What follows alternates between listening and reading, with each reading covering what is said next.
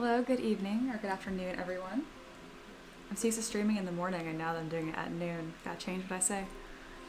Alright, gonna do a couple checks here, and then we'll get rolling. Can I wait for people to filter in? Oh, I already have a comment. Someone new, Alethian, hi, welcome. Start time ETA, right now. This is something that genuinely interests me. Well, make sure you ask a lot of questions. I'm an open book. I've been doing this professionally for about 5 years now. So, happy to answer any questions. Alright, let's get this all booted up.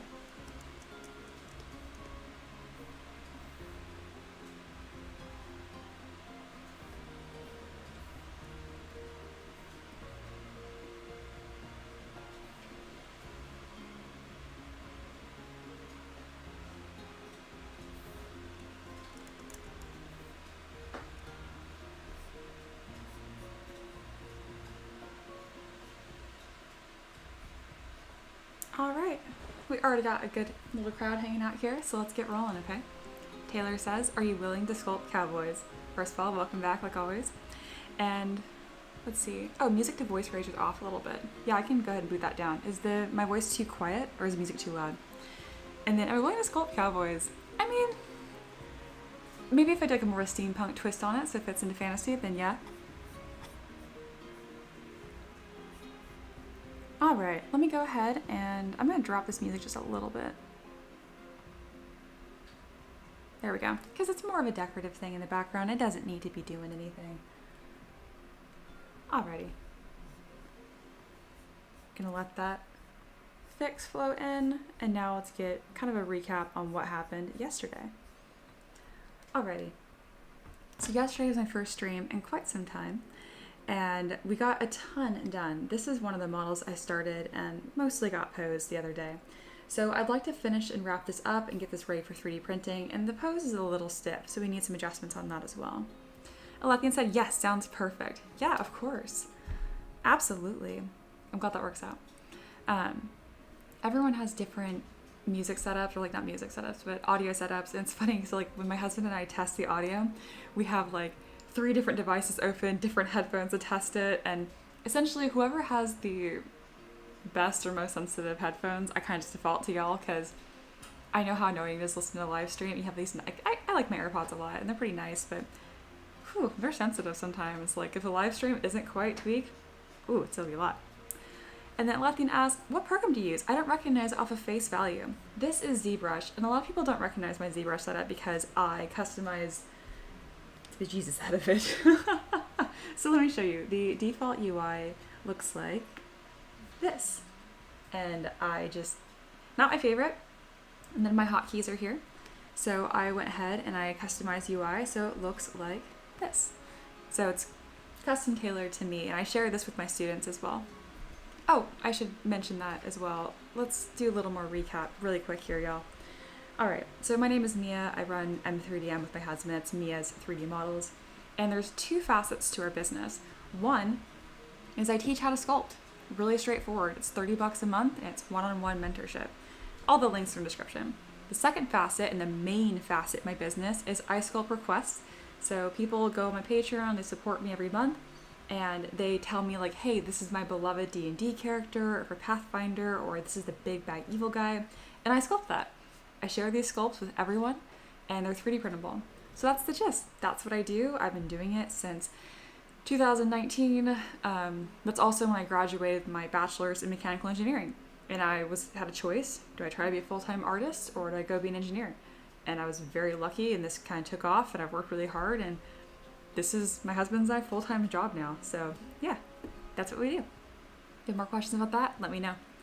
And if not, I'm going to get sculpting here. So let's go. Oh, and don't forget there's a poll in the chat right now talking about what I sculpt next. It's either an Eldritch Raven or a Halfling Warlock. I am going to sculpt both of them. Again, those are Patreon requests. There's actually going to be a version of the Halfling Warlock riding the Eldritch Raven. It's just a poll to vote what you see me work on first.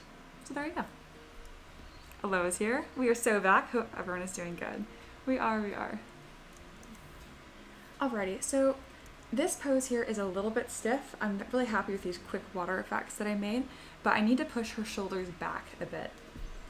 Overall, there's interesting flow, but she kind of looks like she's falling forward. So let's go ahead and adjust this pose. Something I can do is I can take each of my subtools independently. I can mask a section here, take my gizmo, and I can move her arm independently, like this. But that's not very helpful because like her nails aren't coming with it, neither is the water effect. So the way that you do this is you open Z plugin and go to Transpose Master. This will take all my pieces and make them act as one, essentially. It's pretty nifty. V says, hear me out. Halfling Warlock with Eldritch Familiar. Beat me to it.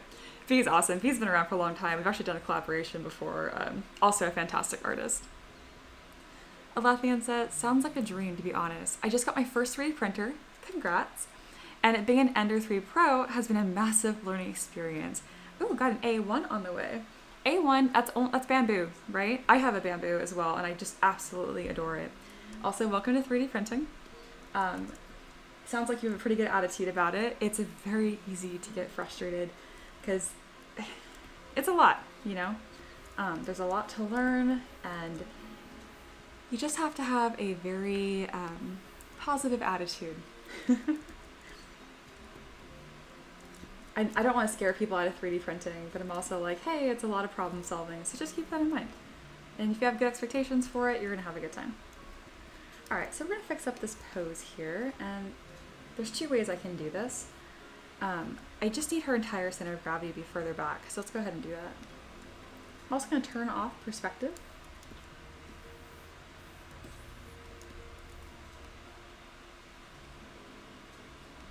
There we go, so we're going to lean her back quite a bit.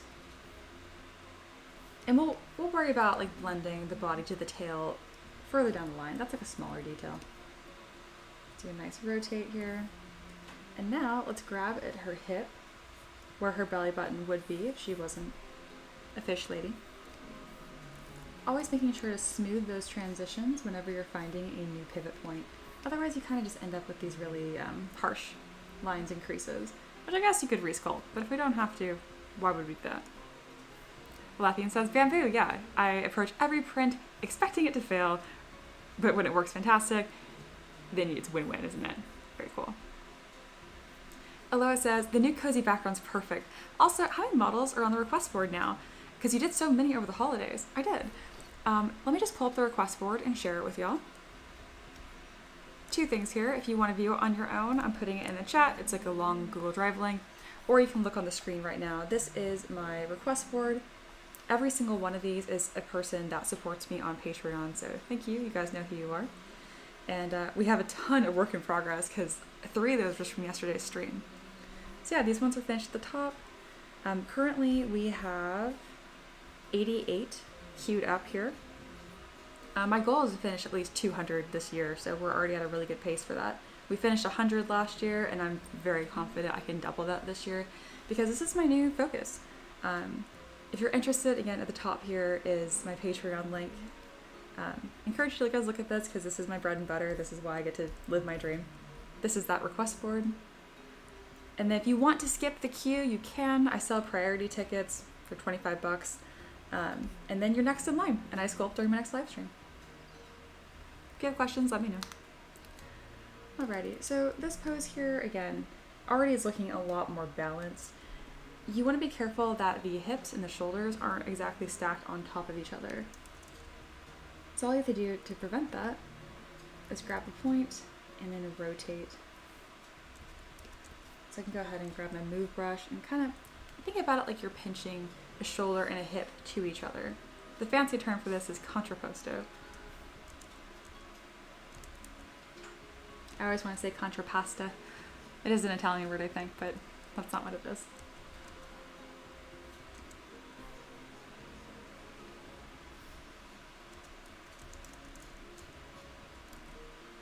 All right.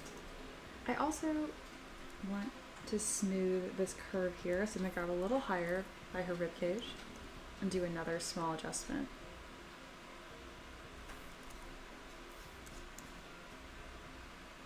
All right, happy with that. Oh, Zerchan's back. Hi. Oh, hi, you're back for the streams. Yes, I am. I got a lot planned for this year. I'm really excited. So before I adjust her arms, I actually think this is pretty close to done. It just needs a couple fine-tuned here. So I'm actually going to base it around her head. Let's go ahead and bend her head a little bit more. I'm going to toggle the perspective on and off just to make sure we're looking good in both. And now let's go ahead and adjust these arms. The placement really isn't that bad. The biggest issue here is the placement of her hands. They need to be rotated upwards.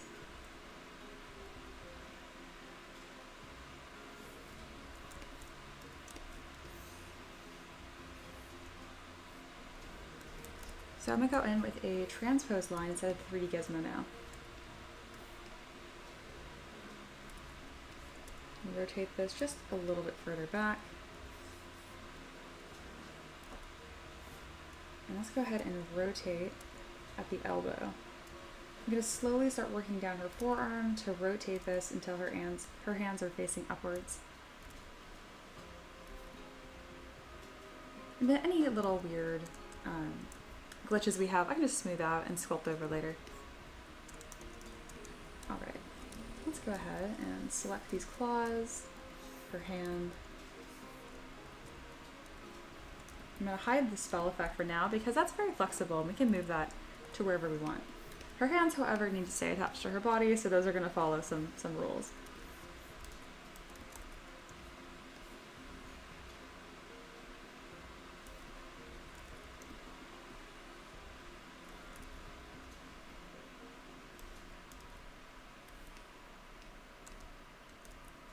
Looking quite odd, which is fine. I'm going to move topological brush and we're going to unbreak this forearm.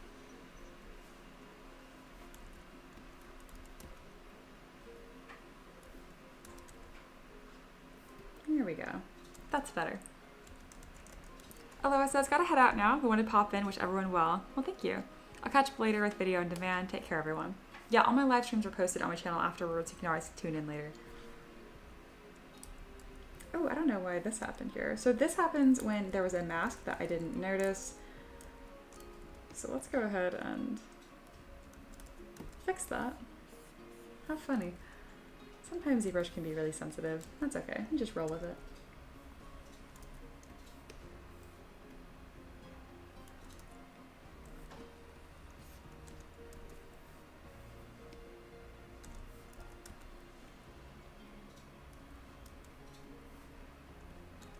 There we are. All fixed. And then let's go ahead and place that spell effect again. The requester specifically wanted a cursed mermaid that looked like they could transform to a water elemental. So I'm kind of alluding to that with this spell in her hand here. I'm making sure it's wrapping and intersecting with the arm quite a bit, just so there's no issues with 3D printing. There we go.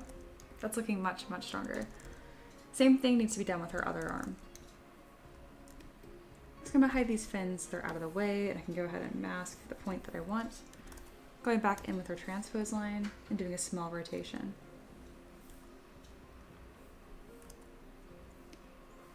It's very important where you line up the transpose line and where the pivot point is.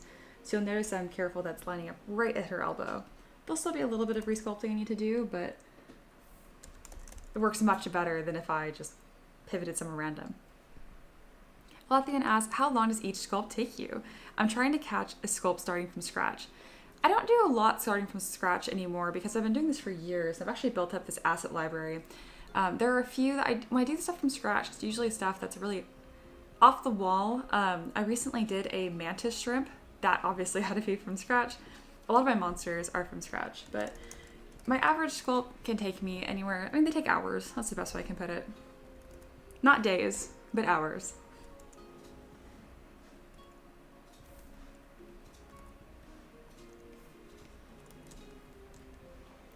But there's really, especially since I do this professionally, it'd just be silly to sculpt a body from scratch every single time.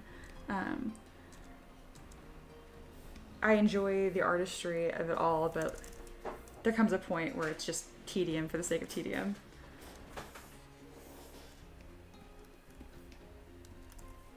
All right, I think I want this placed up a little more. That angle is just looking awkward. There we go. Much better. I'm gonna hide the spell effects just like last time. And then we're gonna mask closer to her hand and then get this rotating upwards. So I do some of my posing in Character Creator 4 now, but there's quite a few poses that I do from scratch like this. And it's usually models that perhaps have like a tail, or they don't have two legs, or maybe it's a dragon. I like to keep my humans and strictly humanoids in Character Creator 4. It just plays better with the auto rig. Character Creator 4 isn't expecting a tail. You can rig a tail still, but it's not in my workflow as of right now.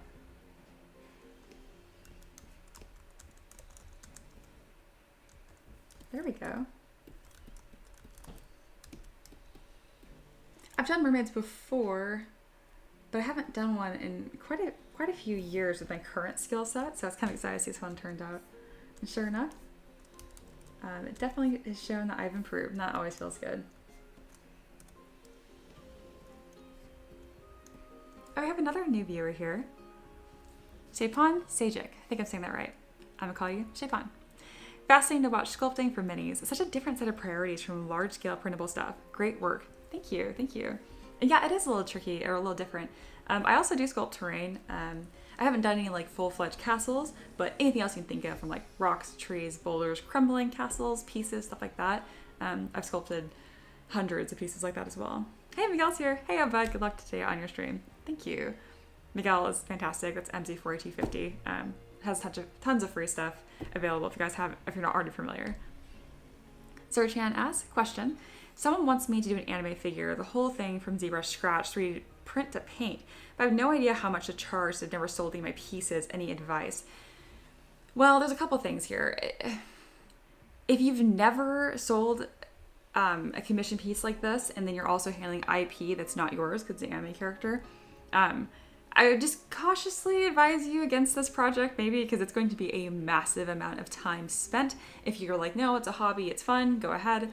But we're looking at hundreds of dollars for this project at the absolute bare minimum. And then keep in mind, you can't do anything with this project after the fact. You can't sell it yourself. You can't even share it because that's violating like fan art policy.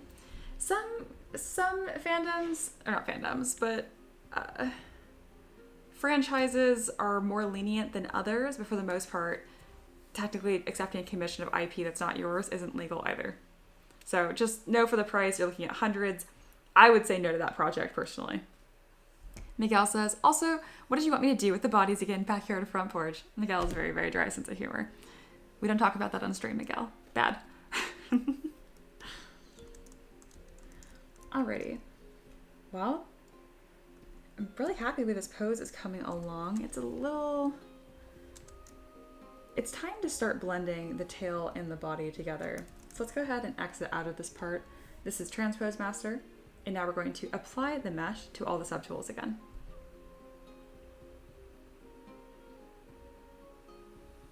And there we go. Miguel says dread, sorry.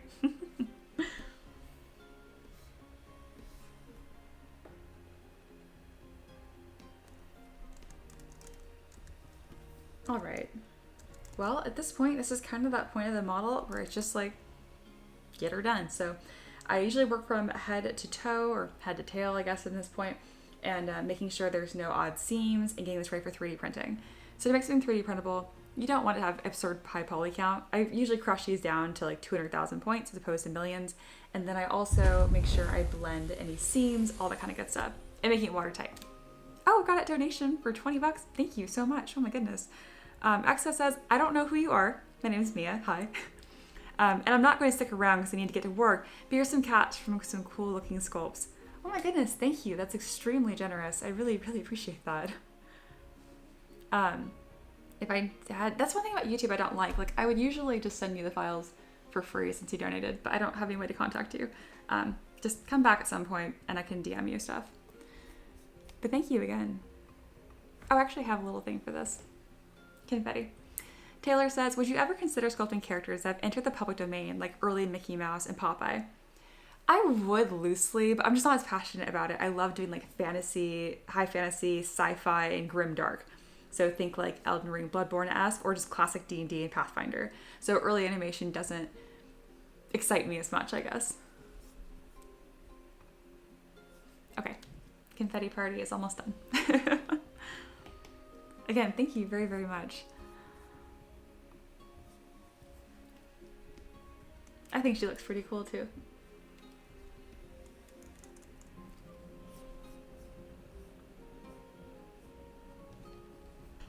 All right, let's go ahead and get these seams all blended up. You know, something maybe I'll start doing. So YouTube has this new thing where there are goals, like donation goals, right? I think as of right now, I have like if I get 5 donations, I stream for an extra hour. But maybe what I should do instead is if anyone donates at all, it makes the model free for everyone. So when I finish this, I can share the Google Drive link for all of y'all to download at the end of the stream. Just toying with that idea. I don't know. There's gotta be a way to even more of a win-win situation. Just toying with that in my head. All right. Taylor says Sherlock Holmes is also public domain, not just early animation. I have done Sherlock Holmes recently, actually, and I did a version of him without sleeves, so he has like ridiculously buff arms because canon, he's a boxer as well. It turned out looking almost kind of like a pinup, but yes, I am open to that.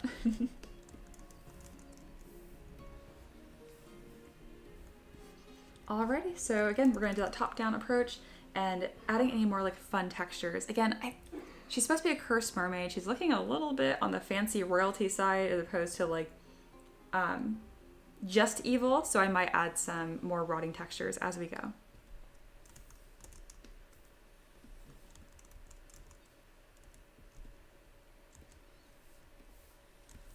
And then she is going to be underwater, so I can really kind of start playing with this hair. I'm using the move brush right now and kind of giving it that weightless look. Yeah, what do you think about that? You know, I'm going to go ahead and replace this stamp right here. I like to place these models as I work on them so you can see the work in progress. But in this case, the model's mostly finished and we really want to see that. So I'll have this pinned right here so that way people that are just tuning in can see what the heck is going on. Because if I zoom in enough, it's kind of hard to follow what's going on. Zarchan says, the figure is an OC, original character, for exhibit on a convention. So just the exposure, I think, could be worthy. Oh, that's fair. That's fair. You know, it's different for everyone. I have done more exposure-based opportunities as a freelance artist. I'm trying to be tactful. I don't know why. They don't work. It never mattered to me. No amount of exposure or sharing, the only time it's mattered at all is actually Miguel in the chat here, MZ4250. He shares some of my projects and I can see that directly results in like money and growth. Every other exposure, collaboration, share I've ever done in 5 years did not do anything. Money is money. It sounds so negative. I'm very excited that you got this commission and that you are getting interest. It's so exciting to get paid for your work. So like, keep at it. Just be careful of your expectations. Miguel says, I'm working today on an Elder Brain Kraken. Ooh, don't you hate it when Elder Brains just latch onto you? I do. That reminds me, I really need to play Baldur's Gate 3 again. I've only beat it once, which is surprising, but I have like 3 playthroughs, work in progress right now. Alright, so doing the same treatment to the rest of the hair, and again, this is 3D printable, so I want to be a little careful with where the ends of these hair are. I'm accepting that these strands right here are just going to be more on the fragile side on the very end, but I can make this easier by some tricks of taking the strands here and making sure they touch, bam, so that's connected. And I can pull this piece back to her shoulder, and I can take the very, very ends and have them lay on this clamshell bra. It's little tricks like this that make stuff so much easier to 3D print. Just making sure you don't have tons of free floating elements that are super thin. And the best part is once you've been doing this for enough years, you'll find a way to not sacrifice like the elegance of it. So that hair looks just as nice as this hair, but now it's not just free floating, it's much easier to 3D print. Also gonna run over this gently with my inflate brush, just to give it a little more substance.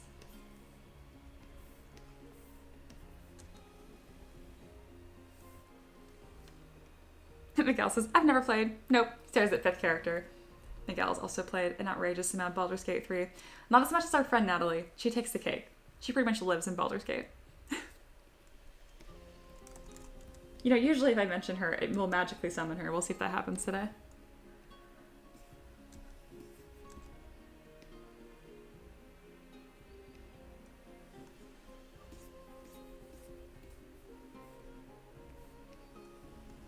I still can't believe someone just popped in I've never seen before and donated $20 and dipped. That was so cool. I'm still thinking about that.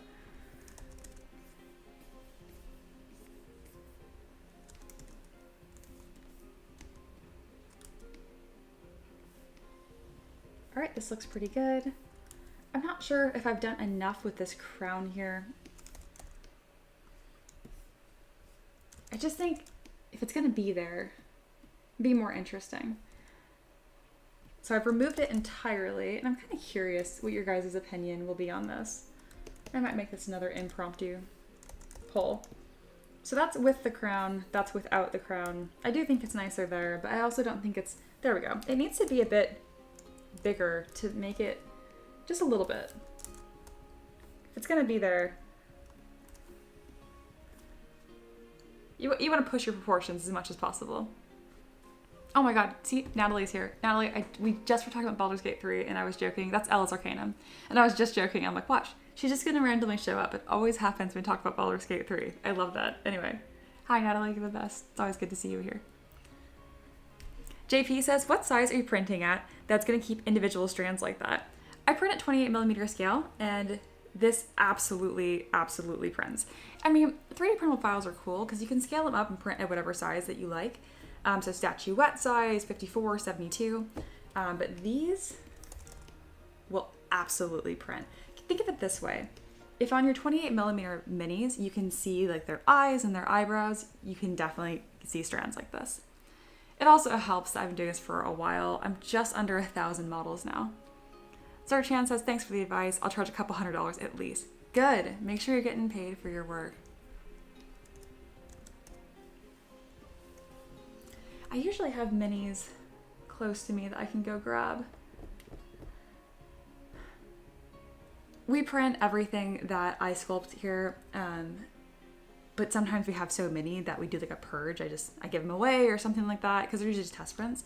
They're usually on my desk, but we recently cleaned up. Oh, it's snowing at your house. Very cool. Taylor says, would you ever consider sculpting dark fantasy versions of H.C. Andersen characters? You can go pretty far with the ugliness of the ugly duckling. Absolutely. I'd be very excited about that. That'd be a fantastic request. Yeah, let me see here. I know I can... So surprisingly, I don't have any of my minis right behind me, but I do have my dragon I did. One second.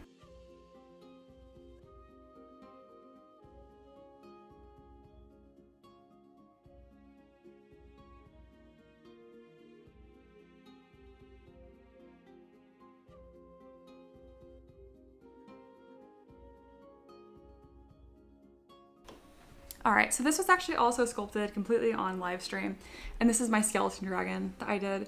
So this is a 28mm scale, but it's a dragon, so it's going to be on the larger side. But yeah, skeleton dragons are notoriously hard to sculpt and to print because they're so fragile compared to normal dragons that have a lot more substance to them. But this still came out really fantastic, and I'm really proud of it. All the other minis and test prints I have are in the loft right now, which is a different building, so I'll make sure to have those for next stream.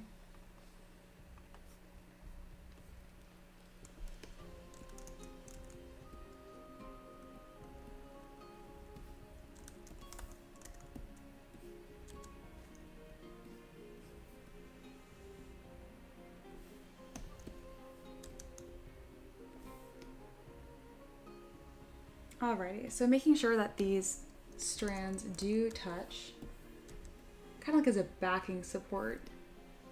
There we go. Still keeps this illusion of this like fragility and small tiny details, but it's not actually a nightmare to print. Alright, that's looking really good. Let's go ahead and merge these down. And this is what's going to help make it 3D printable, which is merging these meshes together so there's no gaps and there's no intersections. The process within ZBrush is called remesh by union. That's kind of what it sounds like. So every part that's overlapping will get remeshed. Zerchan says, what resin do you use for something like that dragon? Aren't the wings too fragile? No. I think this is ABS-like. So you can see I can really... Am I even on camera? One second, let me double check. There we go. Oop. Pop that one. But no. See how, like... I forgot that we actually dropped this one earlier, and that's where I tacked it on. But if you don't drop them, they're not too bad. But no, ABS like does a really, really good job. Just don't drop them. And then Ella says, hey, I recognize that top. And then Miguel is moving on with the rest of his day. But thanks for stopping in. Kind of a fun fact though, if you do drop your minis or you're rough with them, kind of like what I just did, if you take resin and you dab it on there and then put it in the sun or UV light, it actually works just as well as super glue. Just kind of a fun fact.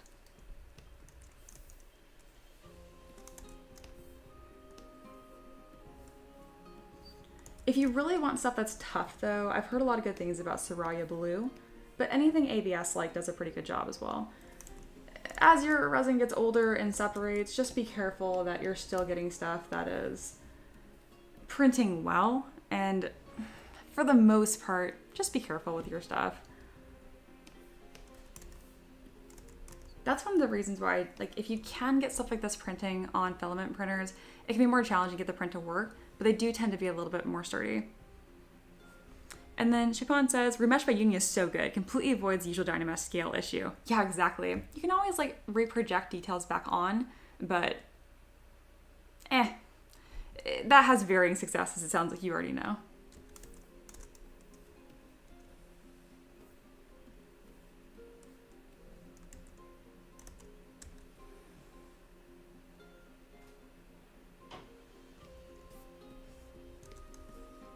All right, so stuff like this can be a little tricky. So what I like to do is move and back face mask. And I don't want to bulk them up a ton to where like that kind of changes the look of the model. So we kind of find a happy medium. So what I'll do is I'll bulk them up a little bit. Again, this tech I'm using move and back face mask. And then I go from the back side of it and I will pull these lines kind of straight off. And then it's kind of a win-win all the way around. Make sure you line up on the edge. I usually turn off perspective and then pull straight back. I only have to do this with more fragile elements like this. There we go. Let's add more of a point to these again.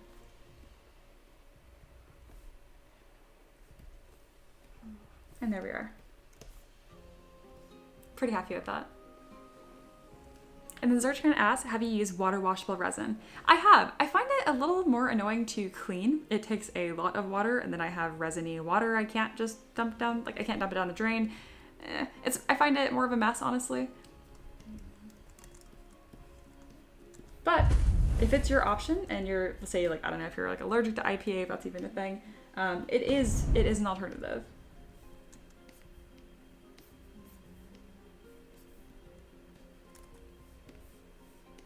So as I'm working down this mesh, I'm gonna make sure that I am also reducing the poly count. So right now this hair is 200,000 points, which is usually the amount of points I reserve for the entire finished model.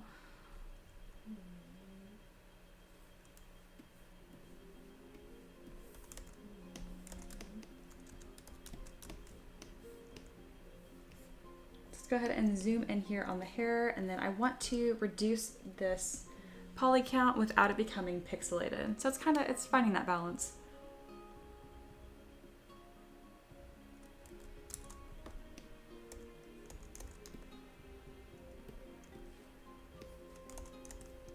All right, looks good. Another trick you can do is you can find the center point with your gizmo and then hold Command on your keyboard while dragging this little box, and it will inflate whatever mesh you have. That's a nice way to just bulk up a little bit of material.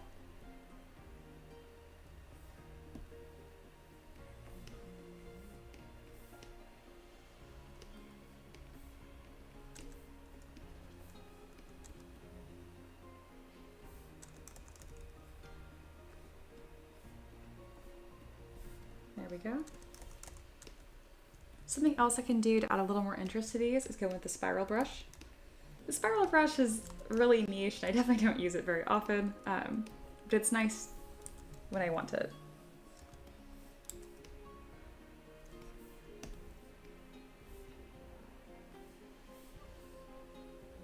These elbows need a little bit of help. They're looking a little too monstrous.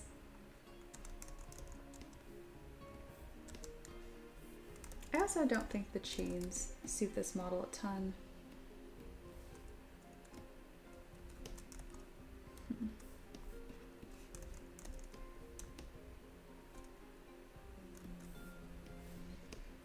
Okay, they're gonna stay. I keep forgetting to re-polygroup this mesh. Polygrouping is when you take segments of each subtool and you can kind of group them into like parts, or so that we can select individual pieces like this. As of right now, all the chains are together and I forgot to polygroup them individually.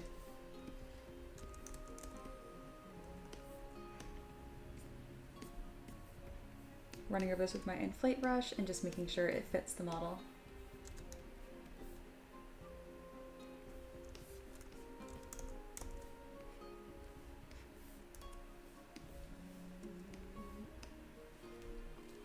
Taka's here. Hey, good morning. Yeah, welcome back.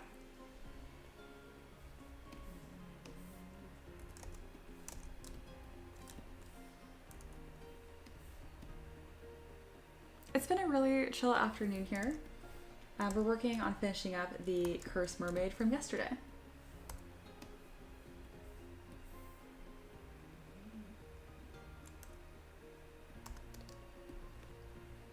So probably another 30 minutes or so, and then this one will be all finished up and ready to be released on Patreon.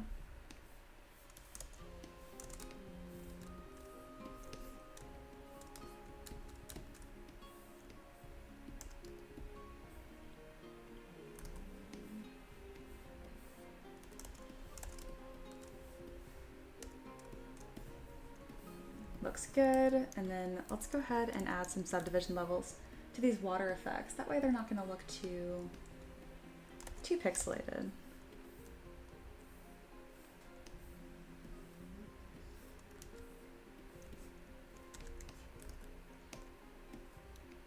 So for these, I have no problem just dynameshing them since they're not super detailed. It's just like a smooth form.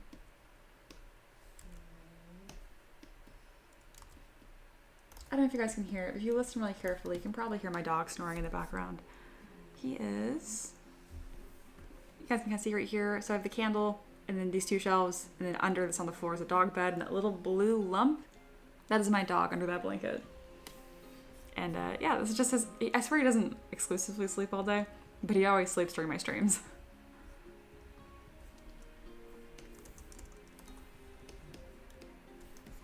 Alright, I'm going to inflate these a bit more. I don't want them to be... I want to make sure they're really intersecting with her arms and her hands, so that way there's not any printability issues. And it makes them a little easier to paint, honestly.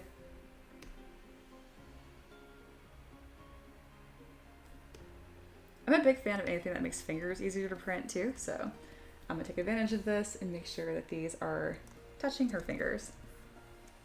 But not completely covering them up, because I still want to be apparent that they're claws.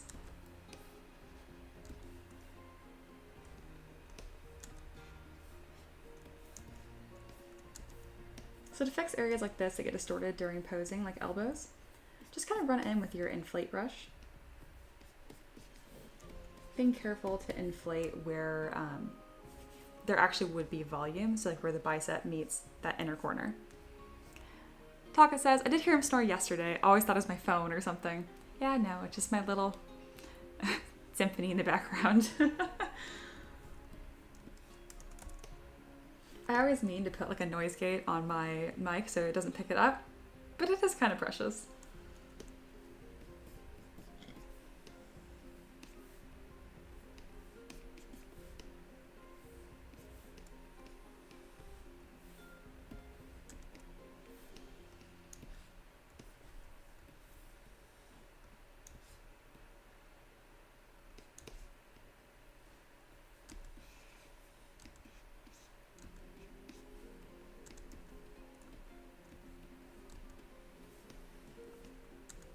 Looks good.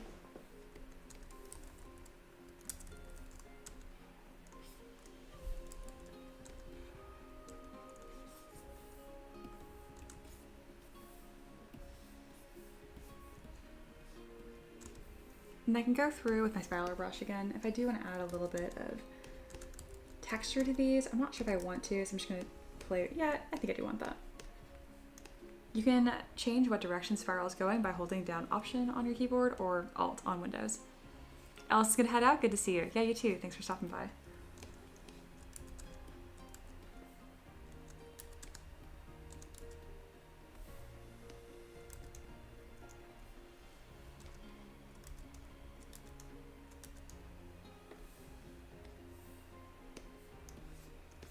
A little too lumpy and looking more like seaweed. I'm gonna be careful to avoid that.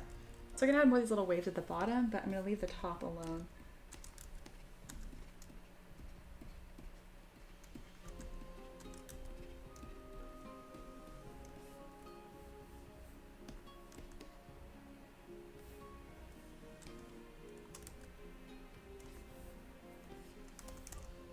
Very nice. We're about halfway done post-processing this model now.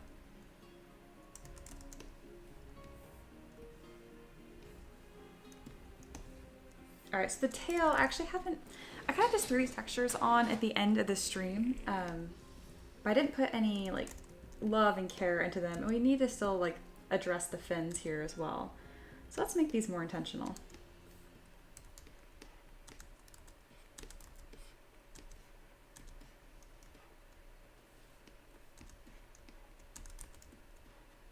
I believe one of the comments yesterday was something inspired between like a betta fish and a lionfish.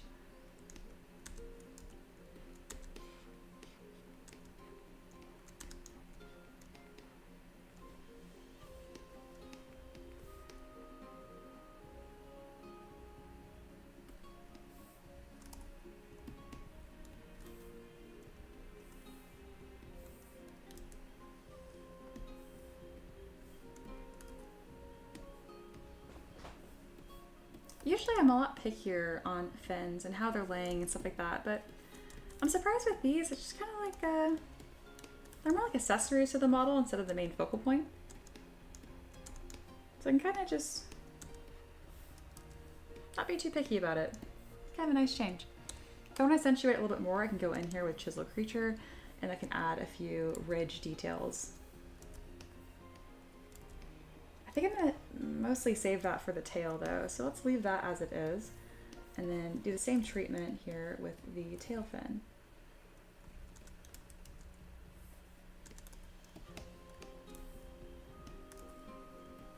I think this would look nicer with a bin deformer of some sort.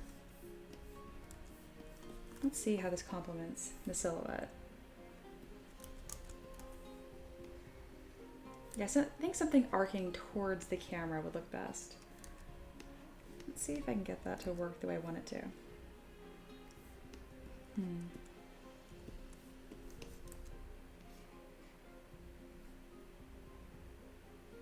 I might need to reposition the gizmo to get the effect that I'm wanting. I could also use bend curve. Got a couple different options here.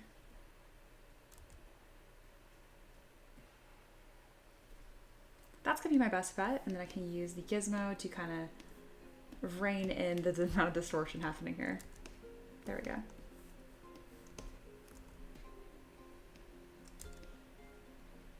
I want to be careful that this still all fits nicely on the base.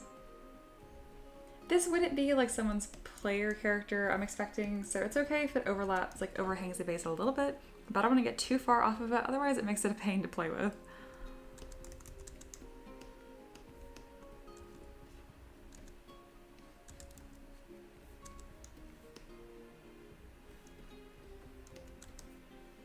Let's add some more volume to the back of the tail, and that will help me get a nicer transition.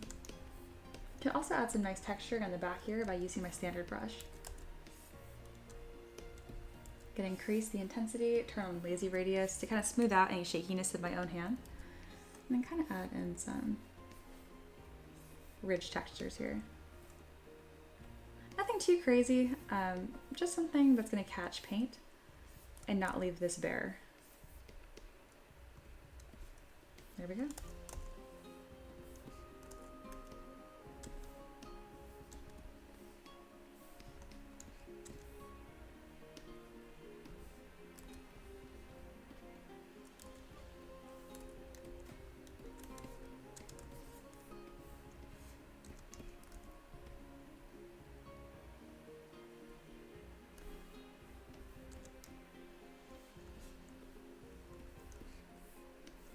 All right, let's add some more resolution to this tail, and now I can really kind of play with how I want this to be textured.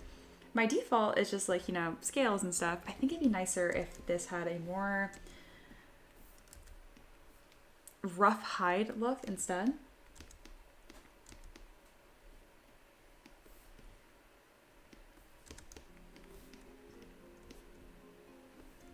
I didn't realize that adjusting the tail would make it so it actually touches the back of the model. I like that. Just that little added bit of stability.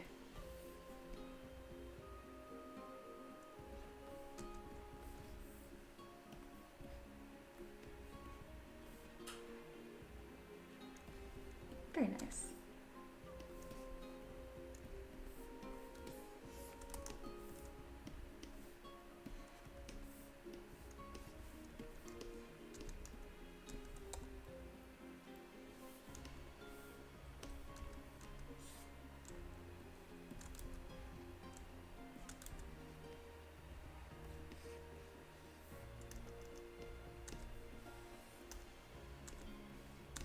So running over this with kind of this rougher alpha here, it'd be something interesting to paint, but not your typical, just like pretty, beautiful scaled mermaid.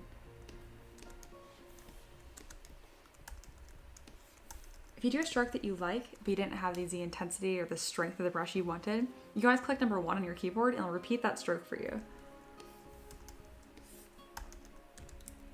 I can also mask areas, so that way I can really control exactly what this brush is going to affect. There we go, like that. I can kind of use this texture brush here to convey more of like this swooping motion too. There we go, she's looking a lot more rotted, which is what I wanted. All right, I'm gonna go ahead and blend her body into the tail here. And to do that, I'm gonna use Remesh by Union and then the clay brush to kind of clean up those seams. If I need to, I can Dynamesh and then project details back on. But if I can, I like to avoid that because that tends to introduce more issues. All right, so zooming in here on this transition point with the clay brush. You'll see it kind of just fills in those gaps really nicely, and then I can sculpt over that.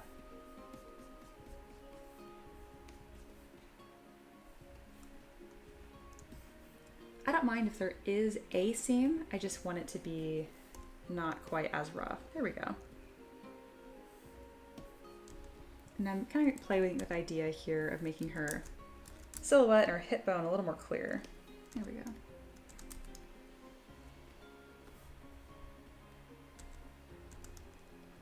Another way I can do that is by pulling her ribcage out a little further.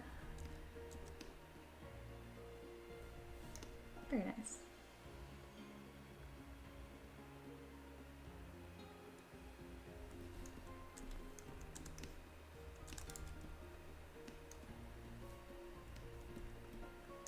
I expected this model to need a little more work and finessing, but this has really come along pretty smooth.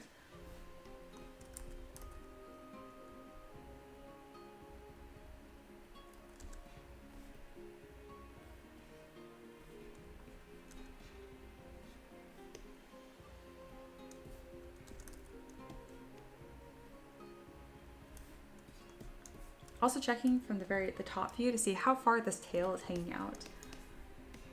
I think it's a little far, but I can also scoot the model over this way too.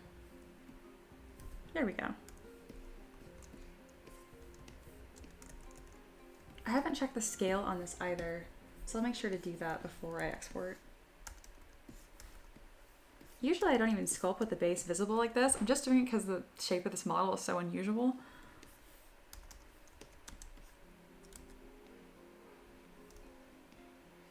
adding some fine tertiary details to really bring all of this together.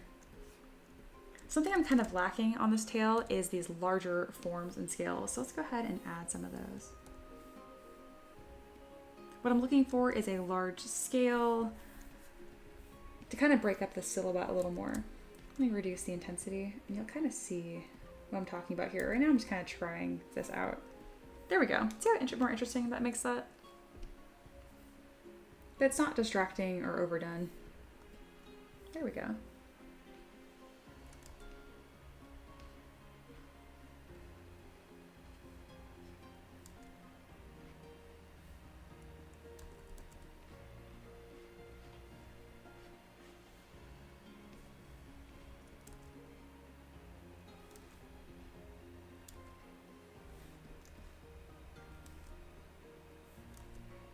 I think I can use this technique to kind of blend in these fins more interesting too. I don't think the scale is going to be the texture for that though, so let's going to hop over to Chisel Organic and see if I can find anything here that I like.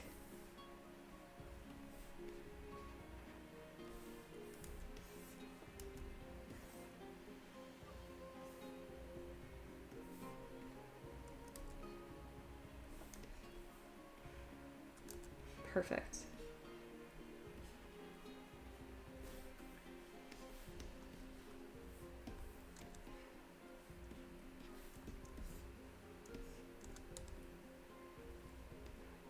I've also used this texture for mushrooms quite a few times.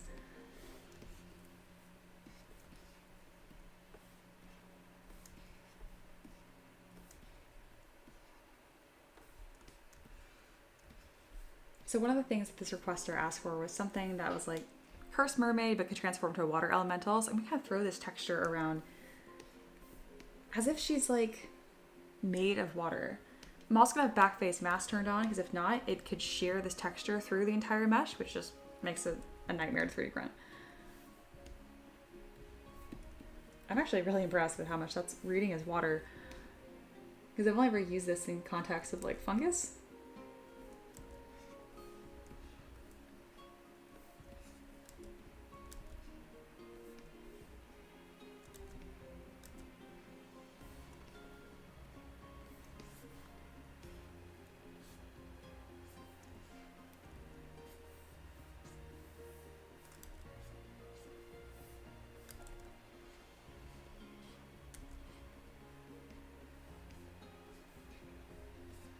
I think the requester is going to be really, really happy with this model.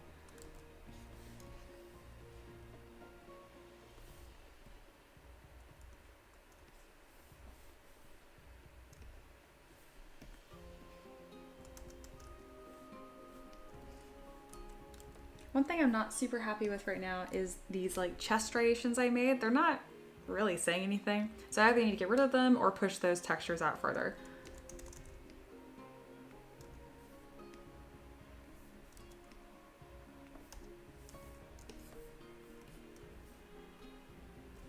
There we go, I'm happy with that.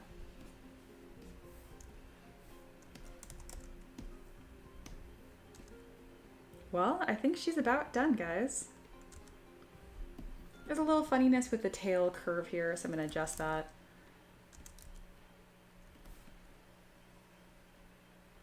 And this fin just needs to lightly touch the model. It doesn't need to intersect so strongly.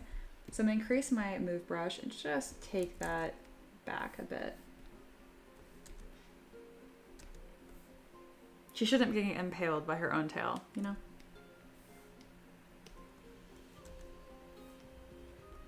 All right, I'm finishing this up. So if you haven't voted already, make sure you vote in that poll for whether I work on the Eldritch Raven or the Halfling Warlock. Currently the Eldritch Raven is winning by a lot, but who knows? Maybe if a bunch of you come out and want to see the Warlock, that will win. Rest assured, I'm gonna sculpt both of them. It's just which one is on stream next.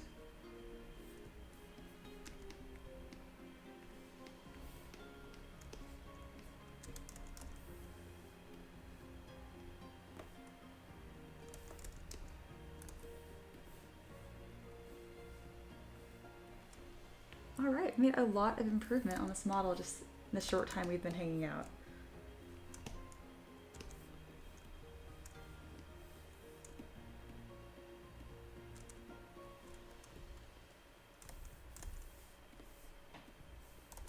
we're coming up on 1 hour on the stream.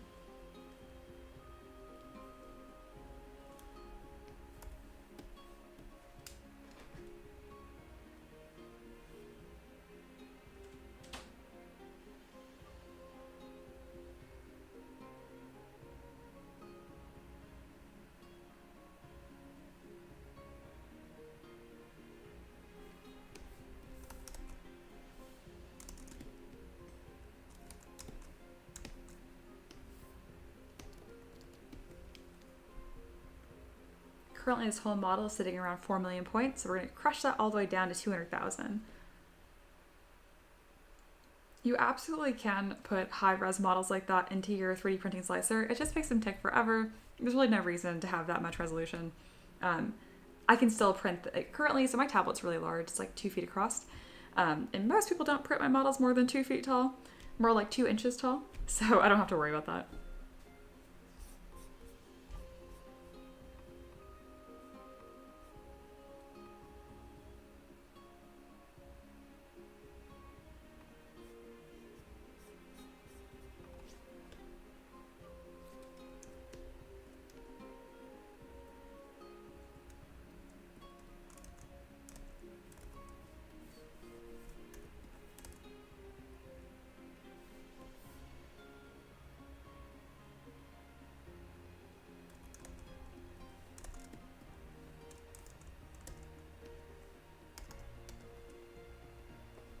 Whenever I'm reducing from a very, very high poly count, I like to kind of like put it in steps. So I don't go from 4 million to 10,000 points. I kind of go from like 4 million to 500,000 to 250.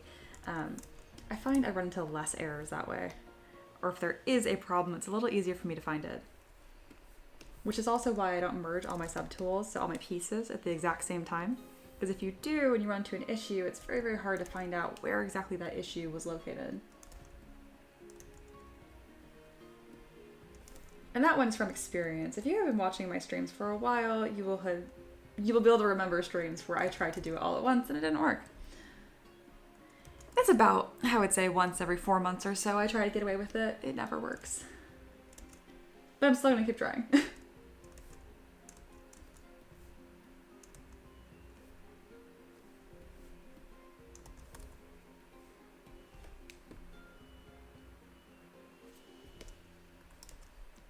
Thank you guys for hanging out. I know quite a few, it's Monday, so I know quite a few of you guys are at work.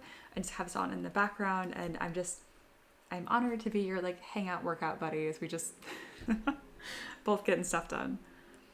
This is going swimmingly over here, no pun intended. And I hope your day is going just as smoothly.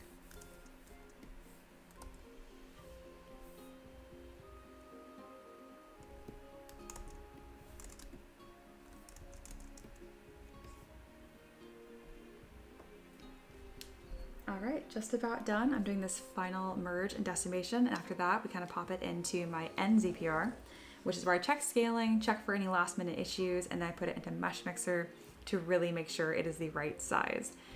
It is kind of funny that I'm so picky about the initial size this exports at, because anybody can change the size of this in any slicer. So you can decide whether you want this to be 10 feet tall or 10 inches or 2 inches. Usually it's miniature size, so I go for about 28 millimeter. And that would be foot to eye level. This is a monster, so she's going to be more on the tall side.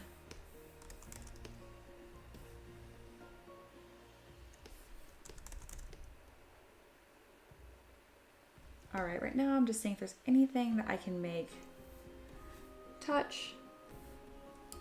That might as well. It just makes the model a little more secure. Looking good. Now I'm going to zoom in quite a lot as I do the final reduction in this resolution to make sure I'm not sacrificing any important fine details.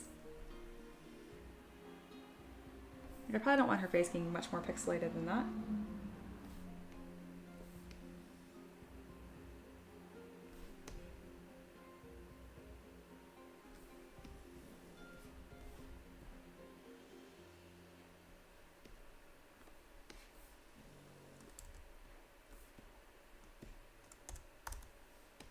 Alright, looks good.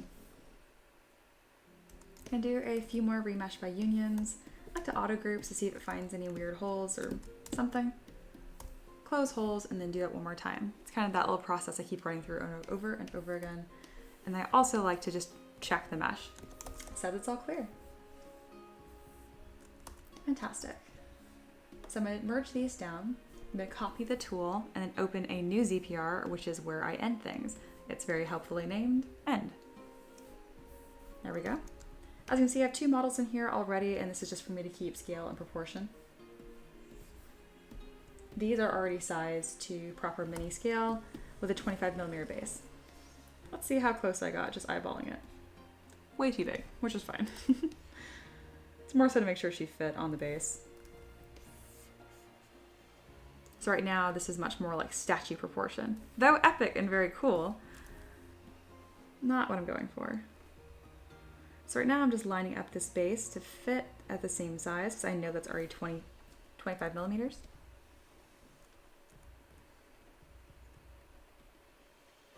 There we go. And pull up. And now I know that is just about the same size. Excellent. Now let's take this actual character and scale her down. Something that's nice is that I don't go so much for height, especially when there's like a tail like this. I just go for the heads being about the same size because that's what's going to be grounding this in reality. All right, she fits fantastic. Let's go ahead and delete that mesh underneath. Perfect.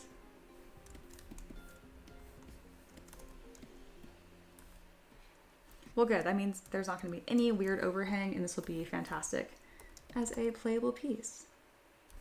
Gonna have her tail in between those 2 coral sections, and then seeing that the mesh actually touches the base, just like that. I do offer all my models with a no base version, so you can scale them however you want, and for a lot of people that can be easier to paint. Sweet. Export 1, export 2, and let's bring up Mesh Mixer.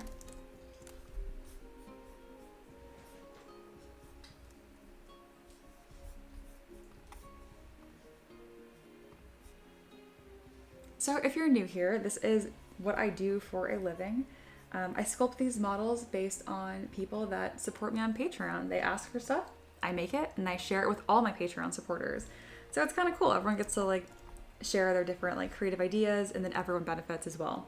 And I get to keep the lights on and live. It pays for all my bills, so I feel very lucky. I can call this Cursed Mermaid. Oh, she looks more like a mermaid queen. Again, that's my no base version, and then I combine this with this decorative base.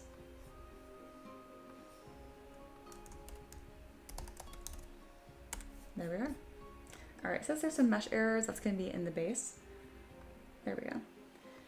You have to have quite a few mesh errors and really like destructive holes for it to cause any 3D printing issues. Most of these, not an issue. Yeah, B says living as an artist, sorcery. Honestly, I agree. I feel it's hard to express that. Every year again, I'm going on 5, 6 years now doing this, and I'm just as surprised every year. Again, I have a really good skill set and I work hard, but it takes more than that to succeed, you know? Stay humble.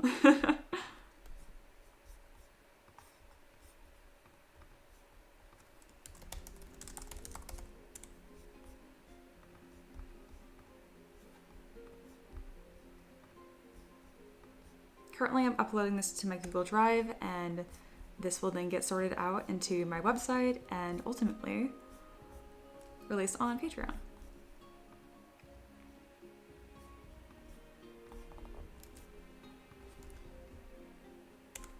All right, that's been linked. Now I'm going to remove some of these references I have for the Cursed Mermaid because she's finished. Pretty happy about that.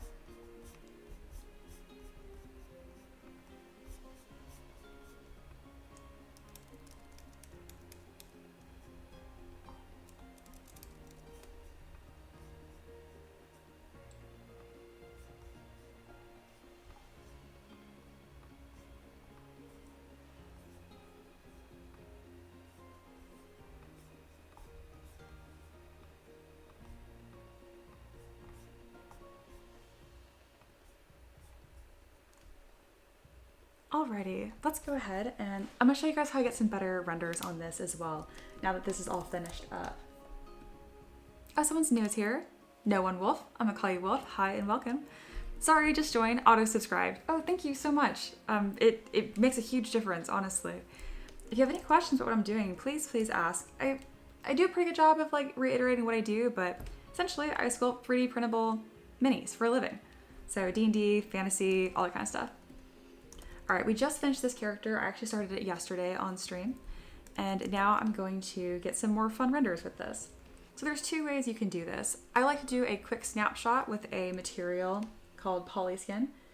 Matte caps are interesting because they have pre-baked shadows into them, which means if I go up to my light box here, I'm moving this light source around, but it's not changing anything because again, these shadows are pre-baked into the material. If you want to be able to change it, come down to these materials called standard. So let's pick a fun one. Let's pick fast shader. So now I move my light source around. Here, let me move this. There you go. So now you can really see the lighting's actually changing. So yeah. Wolf says, do you use ZBrush? Yes. And look at it in Mesh Mixer? Yes. So this is funny because Mesh Mixer is terribly outdated, but I just use it to check scaling and to triple check mesh issues. If I click right here, check mesh integrity, it says right here, mesh integrity test completed successfully. That means there's no issues. However, I have found in my experience, if you keep exporting 3D models into different softwares, they all complain about different things. So I like to double check it just to make sure. And then just for triple checking, I also print all my own stuff. But honestly, over the years, I've gotten less picky about it because I'm closing in on over 1,000 models sculpted and printed by me. And those are just the ones that got officially released. I've definitely sculpted more than that over the years. So somewhere around the 500 model mark, I'm like, okay, I think I know what I'm doing. I think I can trust this. But yeah, I do laugh whenever I show Mesh Mixer on screen because it's so outdated and silly, but it works. Okay. So what I like to do for these little splash pages, and I'll share this like on my Discord and stuff, is I'll get a nice close-up on the left here.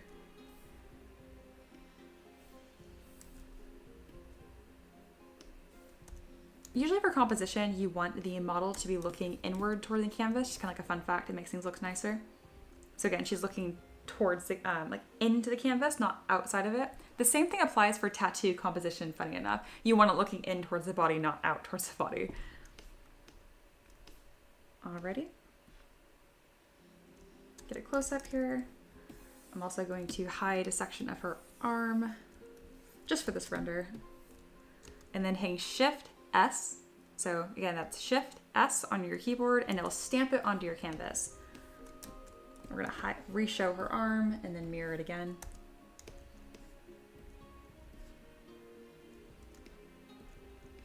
Shift S again. And Shift S again. So yeah, we have this little splash page kind of showing off the model. I do fancier, more official renders on my official Patreon account where people support me and buy these models. But this is just like a nice little thing I can throw onto my socials.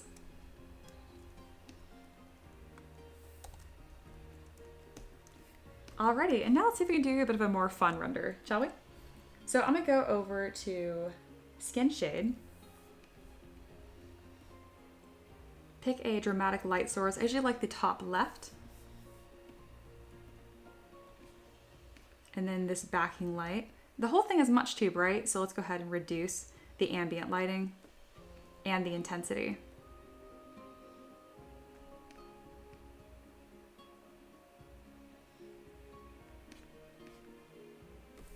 Something else I can do is preview my ambient occlusion, increase that intensity, and increase the quality.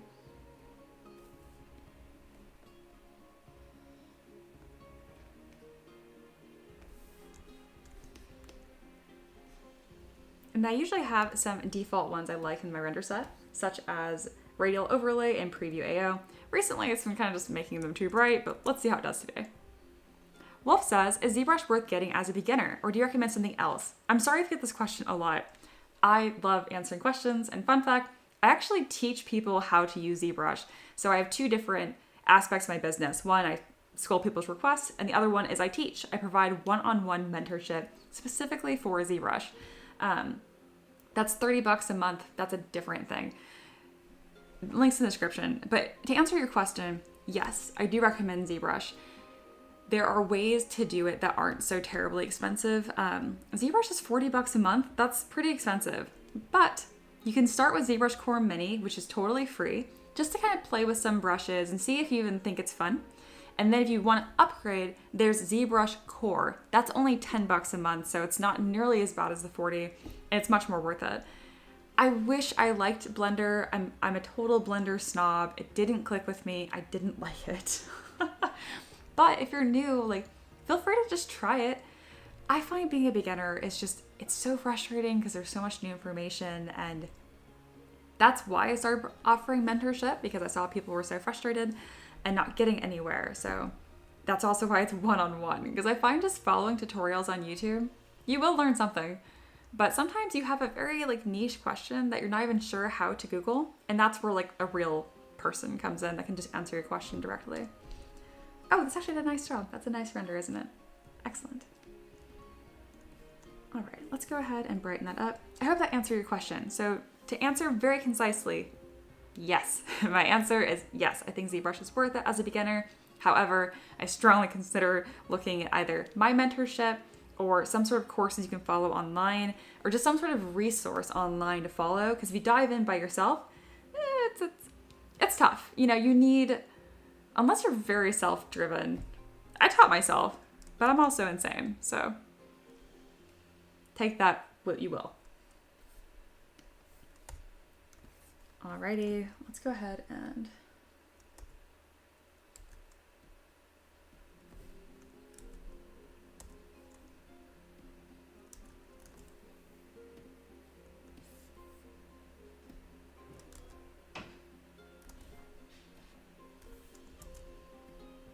there we go. That's what I was trying to do. For fancy renders, I like to have two identical models, kind of zoom in and then do a nice radial. There we go. And you don't, these are totally optional. I just find they're fun to do. Check that out. Something else, if you want to do this professionally, like this isn't where you do like your fancy renders. I use a secondary software called Keyshot. But if you are going to do screenshots like this, it's really, really worth to open them up after the fact and do a small, quick edit on them. It really makes them look nicer for socials and stuff. So I go here, I just go to auto levels, and then I bump up that sharpness. It's a very, very small difference, but it really just makes the whole thing read better.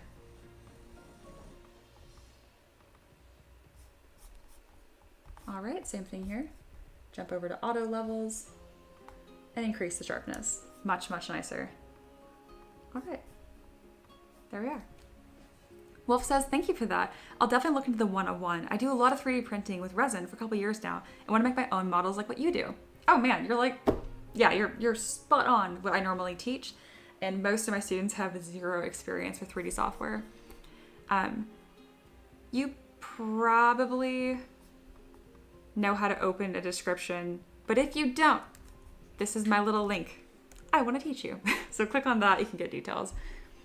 There is an option on Patreon to join for free, and that kind of just keeps you like in the loop on what's going on and stuff. But most of the mentorship, it actually takes place over Discord Messenger or email. It's up to you. Taylor is actually one of my students. Taylor says to you, it depends on your need. It sounds like since you already do 3D printing, it brings you a lot of pleasure and satisfaction to create something entirely your own. Couldn't have said that better. Absolutely agree. Alrighty. Well, I guess next is going to be this raven. Let's get that warmed up. So I have sculpted some birds over the years, and this raven will not be completely from nothing, but I have to decide how I want to structure this because I'm going to put a mini on it later that's writing it. So I need to keep that in mind when making the pose. I definitely want maybe wings outstretched, something more dramatic. So we'll see.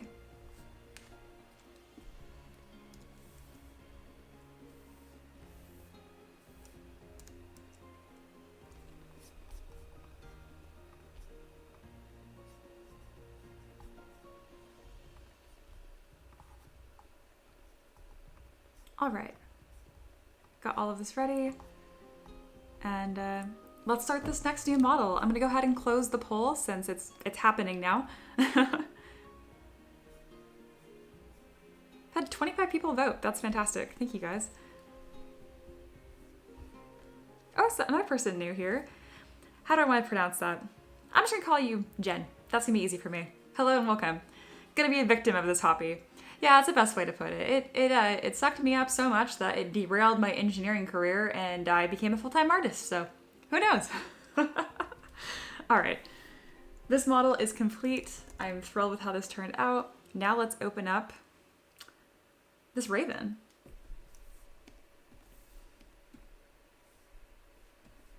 So I always begin, this is my beginning ZBrush project file.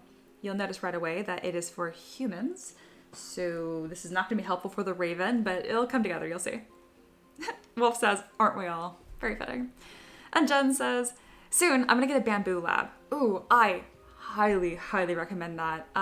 They're fantastic. I'm not sponsored by them, but I would love to be. Best 3D printer I've ever had.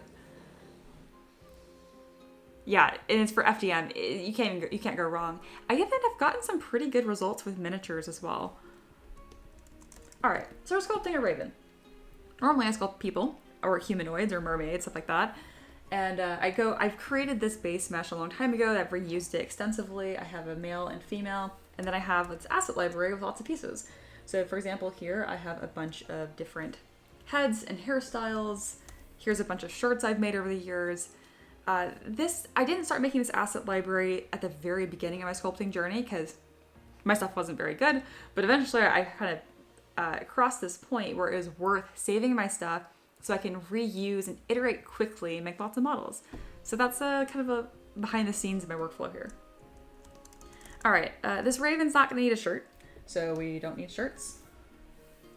I do have a eagle head here, which I'm going to use because this isn't just a normal raven, it's gonna be an Eldritch Raven. Specifically, the description, so someone on Patreon that supports me every month requested this. I'm sculpting it for them, though it will be shared with everyone on Patreon. And they said, Bird is an eldritch being from the far, far realms who has been bound and compacted into a miserable three-dimensional raven. So yes, this is really just a spiteful eldritch being that looks like a raven. So I'll probably give it a couple extra eyes. We'll see.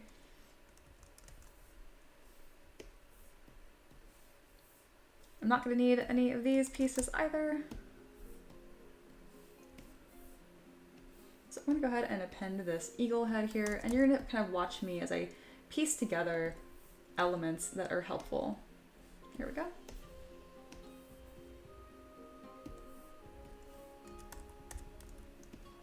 I sculpted this a long time ago, or earlier last year, for an eagle project. Again, this is definitely not a raven, but it's gonna be a really good starting point. I actually already do have a raven, so we're gonna kind of kit bash some stuff together here. Here are a bunch of items I've made over the years, including some critters. Whenever I make an asset for the first time, I really spend a lot of time. So example, I have this panther down here. I spent a lot of time making sure the proportions on this were correct.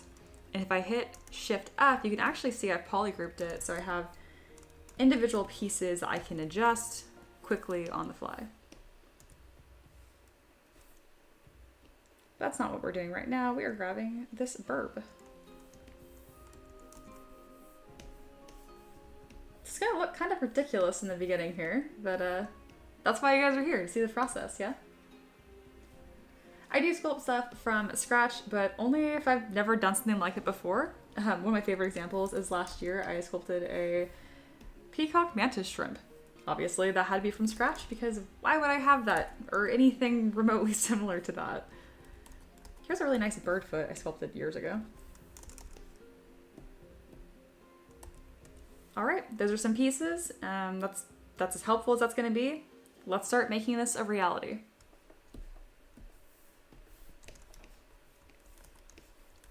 Gonna hide that foot.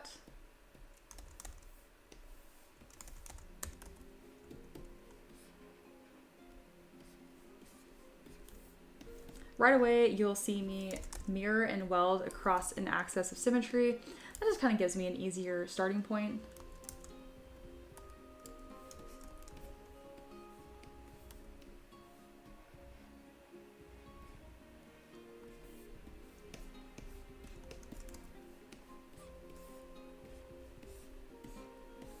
Whenever you're making large dramatic creatures, remember you're gonna want that head to be fairly small. That's what's gonna convey that.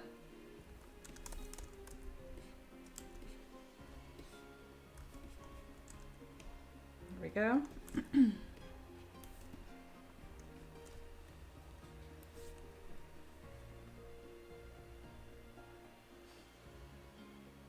Jen has a good tip here, mentioning getting some starting items for 3D printing on Temu, just like some PLA. You can absolutely do that. And they mentioned if I type my English is a bit wrong, it's because I'm Dutch. Not worried, all your English is just fine. Very cool. Yeah, Wolf mentioned that's a really good tip. I appreciate you coming in, like Jen and Wolf, you guys are new. You came in, gave tips, were friendly, interested. Like that's just, it makes my job really fun, it does. And again, I'm an open book, so if you guys have any questions, just let me know. All right, these feet don't look very good, so we're gonna go ahead and chop them off, close holes, and we're gonna continue to kit bash this better bird together out of things I've sculpted.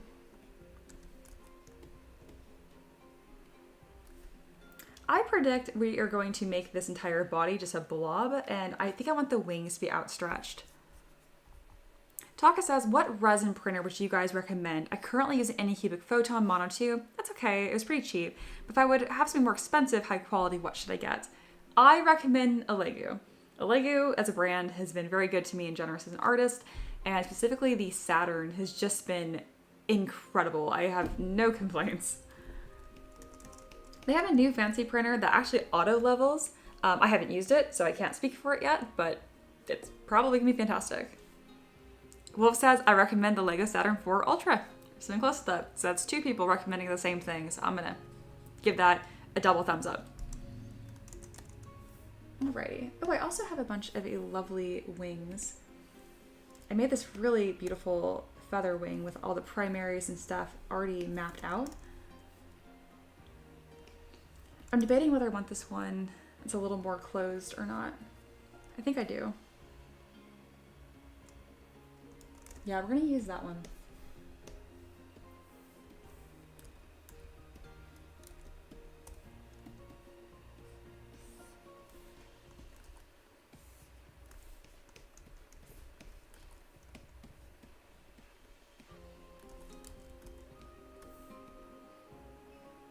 And I want this outstretched like this because I'm going to have a rider on this model. So I need the wings to be out of the way so someone can be riding this model.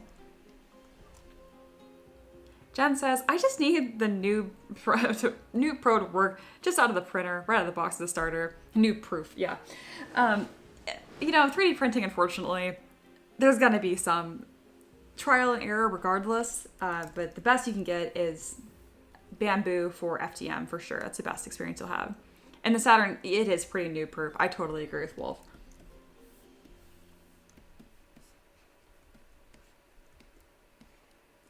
All right, so you'll start to see why I keep these meshes and stuff, because I can edit them to look however I want. And all of these feathers are individual pieces, so I can go in here and continue to edit them however I wish.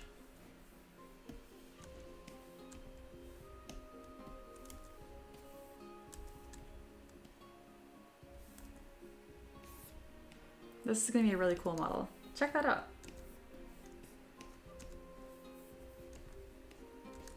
I don't want these secondaries to be longer than they already are. And then this roundedness is a bit odd. That should be a much sharper angle. So I'm gonna go ahead and use my pinch brush to kind of bring that to a point so you can actually see the bone.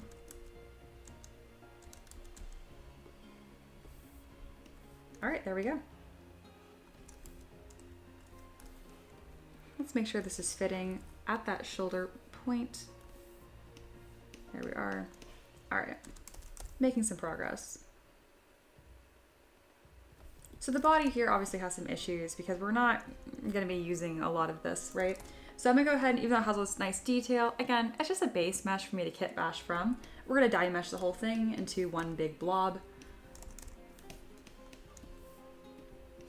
And that's just because it's still faster to import this even though I am cutting a lot of it up.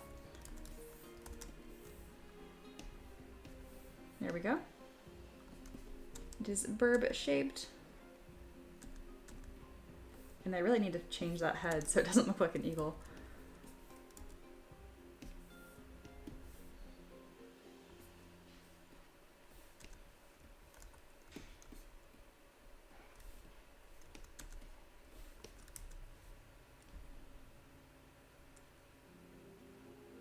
Wolf says, but you will need to buy a Lego only products for resin. I disagree. You can use any cubic resin for Lego printers. I've had no issue with that. But I do like Lego stuff a lot in general, so you definitely aren't going to go wrong by just buying a Lego products.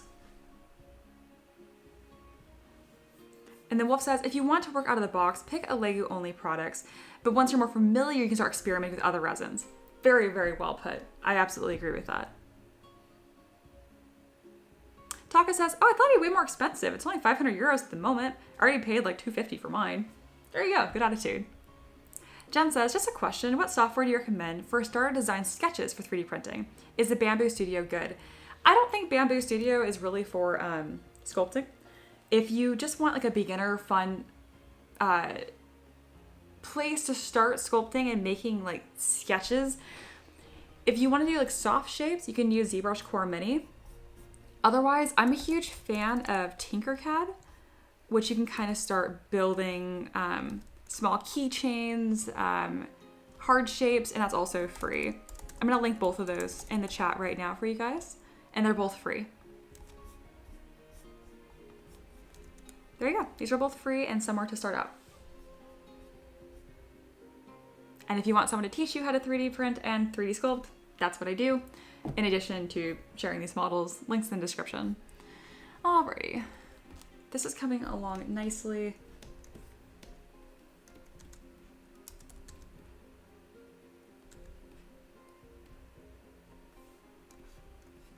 Let's go ahead and get these tail feathers on here too. I don't know why I have two of these and what makes them different.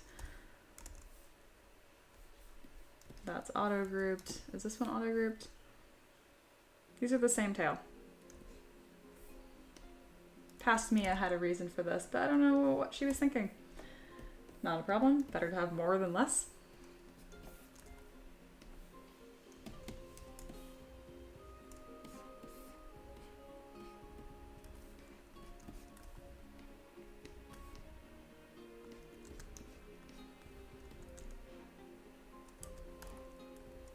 All right.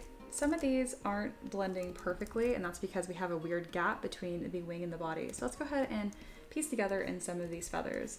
To do that, I'm just selecting one feather and then manually moving it around with a 3D gizmo. Just to kind of bridge that gap. I'm also using the move brush to better kind of finesse it to fit the model.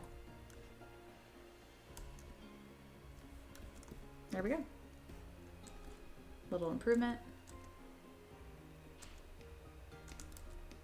And now let's make this bird head look more like a raven, shall we? I'm going to focus just on this. Auto groups and mirror and weld. And you'll see that I already have some pieces here, like this neck fluff is separate from this. Wolf 1000% agrees with Tinkercad. Yeah, it's a really good, fun resource. And yeah, that new Lego printer, it looks fancy as hell, right? I thought the same thing. It auto levels, which I almost don't trust, but still really cool. Alrighty, so this is an Eldritch being, so I don't mind if it looks more on the eagle side, but it definitely needs to look more raven-y. So to do that, this beak would be longer, less of a point. The front on's actually pretty accurate as is, though this would be a bit taller, and this eyebrow fluff would be less.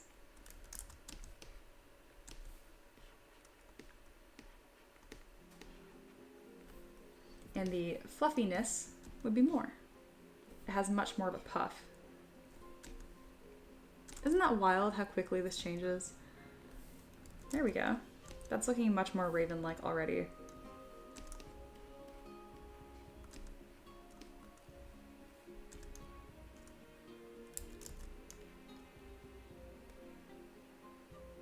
Looking very carefully at my references off screen.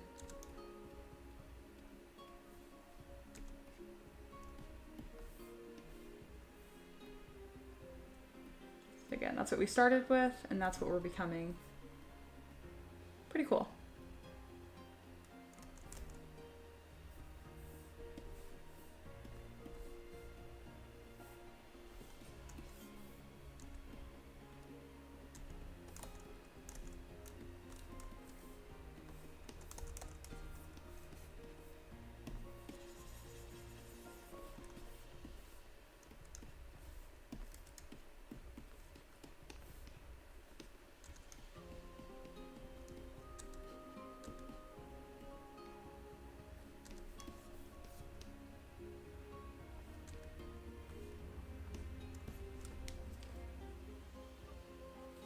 Wolf mentions, if you want an industrial printer, the Formlabs Form 3L is crazy. Oh my god, yeah, Formlabs is in a league of its own. It's expensive.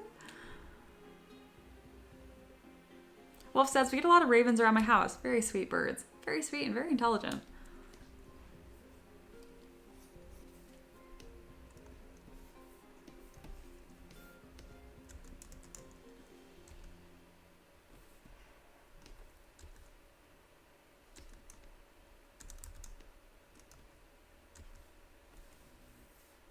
Let me grab my Move Topological brush so that way I can grab just the beak and kind of fit this a little further back. It kind of tucks almost under their eye. Taylor says, before we talked about a Lego, I thought you were saying Lego or Lego. I thought, wow, it sounds like a big client. Still big, of course. Yeah. Jen says, it'd be cool if you made the eagle with 4 legs. I think that would be cool too. It is very Eldritch horror, like a secondary, like little pair of arms on the front of its chest. That is a very good idea. You could request that if you support me on Patreon, and I would sculpt that. But for this one, this is going to be pairing with a Halfling Warlock. And yeah, they're a nice little pair. So this is her Summoned Familiar. This was requested by Drew Meager, who's been supporting me for a while. All right, and then this fluff on top needs to come down.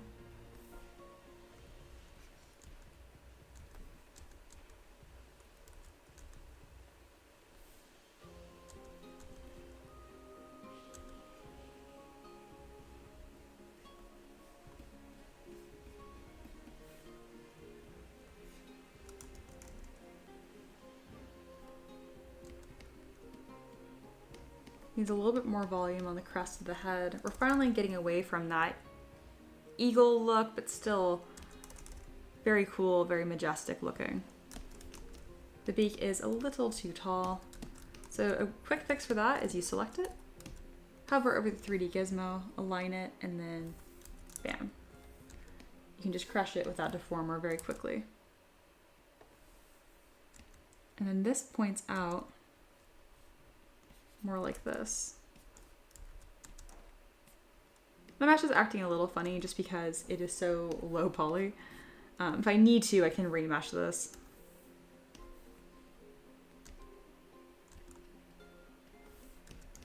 There we go. Making some improvements.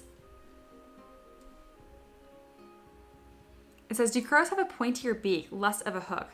I think so. You know, I look up the difference between crows and ravens at least once a season, I swear. But no, yeah. Crows do have a pointier beak, and then ravens have more of this, like, large beak.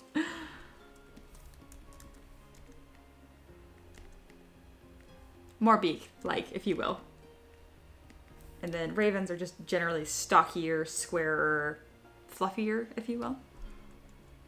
Birds are really weird. Yeah, well said, Wolf. Well said.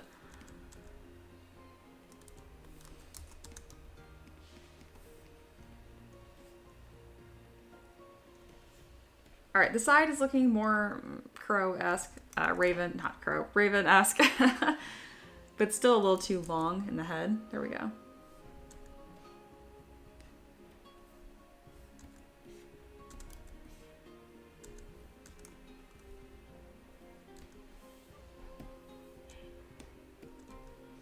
I'm gonna use my damp standard brush and just kind of like carve a guiding line here of the way that this form is supposed to sit.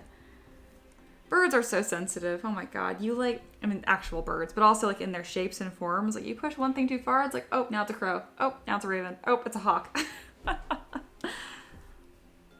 Jen says, I've got an annoying parrot at home that screams for food if we eat. Very nice. I had a parakeet for a few years. Unfortunately passed away last year.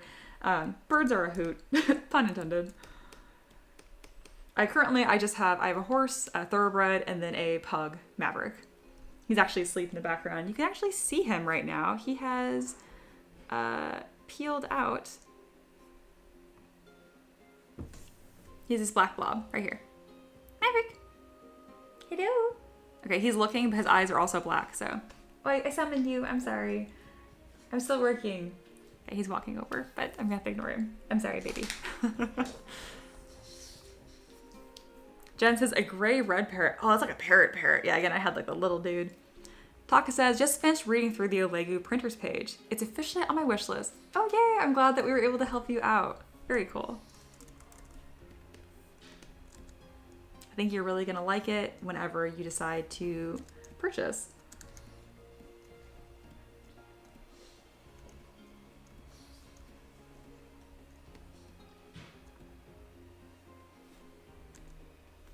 All right, it's looking pretty raveny from the side. From the front, it looks like a hawk. I'm not happy about the front. We're working on it. I think it needs to be more narrow. I don't have to guess. I literally have a reference in front of me. Sometimes it's harder to follow than you'd think. Yeah, it needs to be more bubble-like. I can actually come through with my damp standard brush and add volume quickly where I need it. Wow, they have just like this little circle head, guys. And again, I don't mind if it looks a little severe from the front because it is Eldritch, as long as it looks, oh, it looks kind of cute from the side. Now it just looks mad and cute. Why does it look so cute?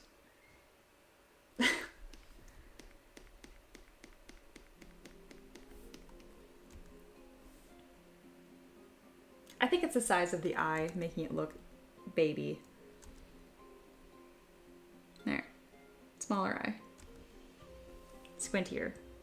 That's better. Angry burb.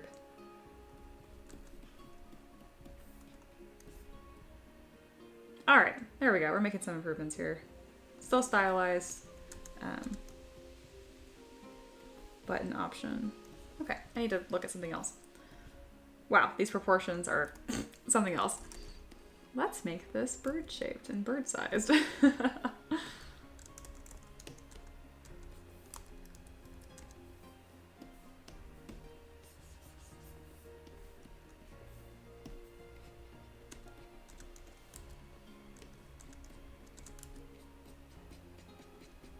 Start adding some texture to the body here, kind of just blocking out these little blobs here, which are later going to become feathers. This is definitely a trust the process model.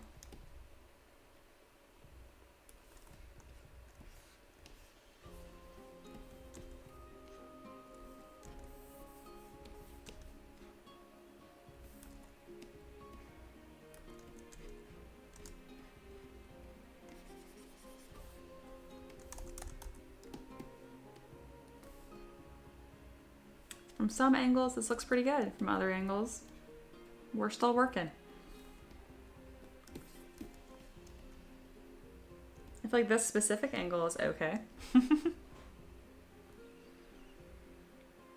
Wolf says, what is the middle ZBrush program you recommended? ZBrush Core. They don't advertise it very upfront. There's ZBrush Core Mini, which is free, ZBrush Core, which is $10 a month, and ZBrush, the full version, which is $40. You gotta dig for it. If you Google ZBrush Core, you will find it. Oh, someone new is here. Hindsight 2020. What up? Hello and welcome. I bring the crest crown up and then elongate the beak. A raven's eyes are more on the side facing than a hawk's. They don't appear deep set. That's the big difference here. I forget, like, I'm so used to like I guess now dogs have a lot of variation too, but it's the eye placement that's goofy right now. You're absolutely correct. Again, we're so early on. This is what I recommend to my students too. Don't fixate on one thing for too long. Make some improvements, move around. Make some improvements, keep moving around. And at the end of the day too, this is going to be a monster. It's going to be an Eldritch Raven. So I want to look Raven, but I also need to start kind of pushing some of these lines here. Maybe keeping some of that hawk look to it, honestly. Just to keep it more on that creepy side. I'm definitely going to take some of these feathers and kind of poke them in haphazardly to give this like messier look. Maybe even some like dark shadowy ooze or something, because this isn't technically a raven, it's an eldritch being that's been summoned by a warlock. So we'll see. It's a really fun request. I'm very grateful to have very creative supporters. Yeah, I think I do like it arcing outwards more, and we need to pull those primaries a little further down to get this more dramatic look. Shorten these up. And then I will be taking some of these individual feathers.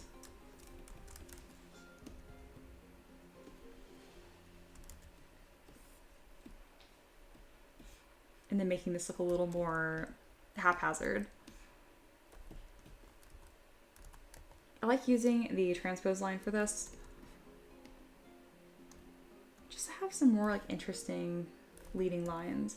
But also being careful that everything is still going to touch, not just for the composition of the wing, but also for 3D printing reasons.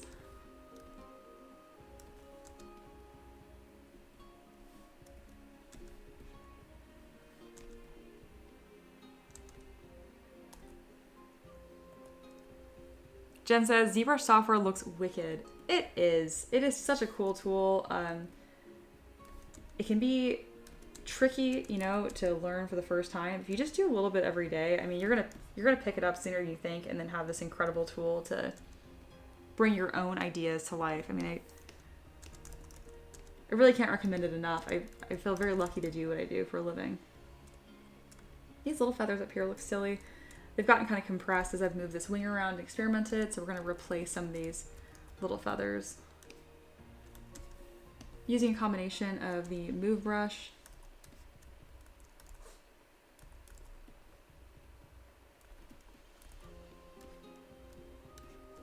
and then I'll adjust these more later again. We're still in that very early shape finding phase. But yeah, I already feel like those wings have improved. And that's what we're all about, just kind of slowly moving around the model and making small improvements.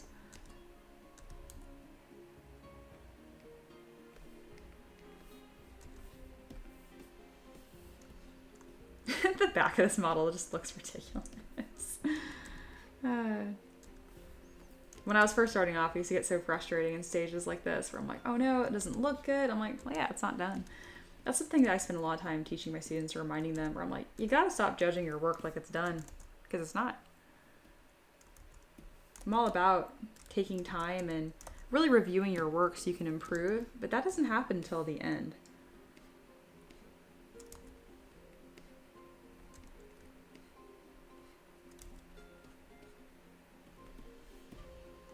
I know ravens have like this flatter, broader edge tail, so I'm kind of just slowly finding those forms. It really depends how I'm going to pose this model. If it's going to be flying upwards at all, I might even just take this tail and do something really artistic and creative with it. More phoenix-like. We'll see. Gonna have some of these feathers run up the back for a smoother transition.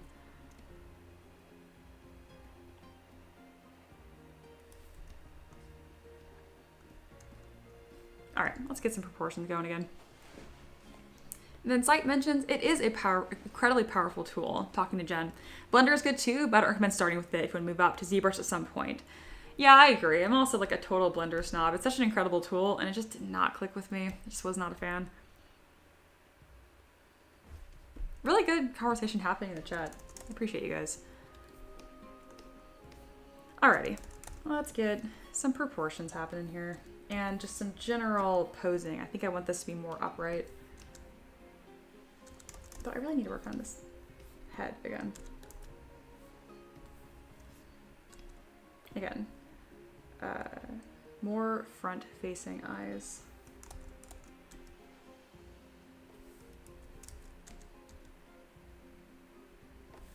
I haven't worked on a bird in so long. Good practice.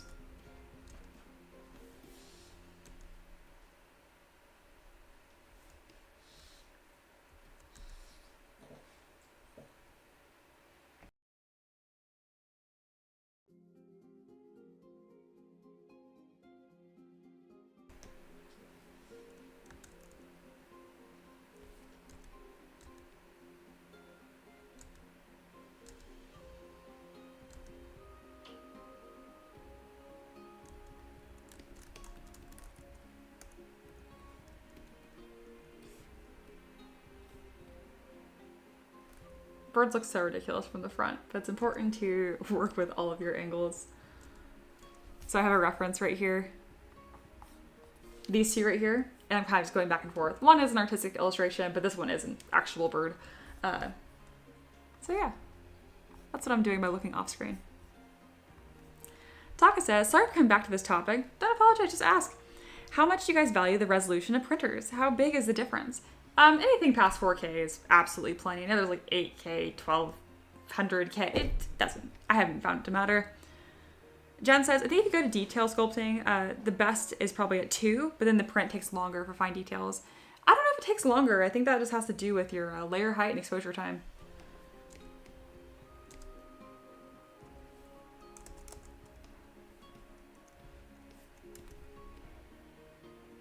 I'm going to delete the eyeballs because they're getting all smushed around and we are finding shapes right now. I can put in eyeballs later.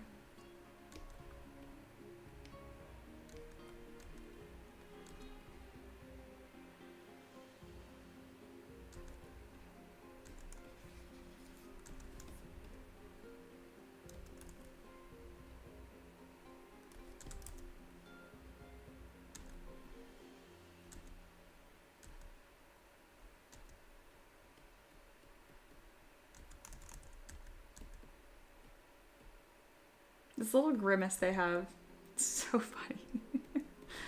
Oh my gosh, burbs, they look ridiculous. We're gonna go ahead and throw a little stamp up here because he's looking really funny. And we got a little thing to reference as we keep on working.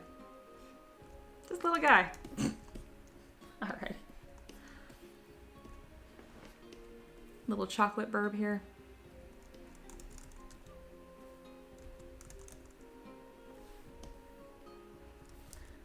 Go ahead and split this into its own piece again. And we're gonna just full on Dynamesh this. I'm starting to explore these forms so much more that I'm like, this is way past using a base mesh, which no, this is just gonna get resculpted from scratch. Bam. The beak is fine, but this base form is so inaccurate. I didn't realize that an eagle was so different from a crow. So we're not gonna force these forms anymore.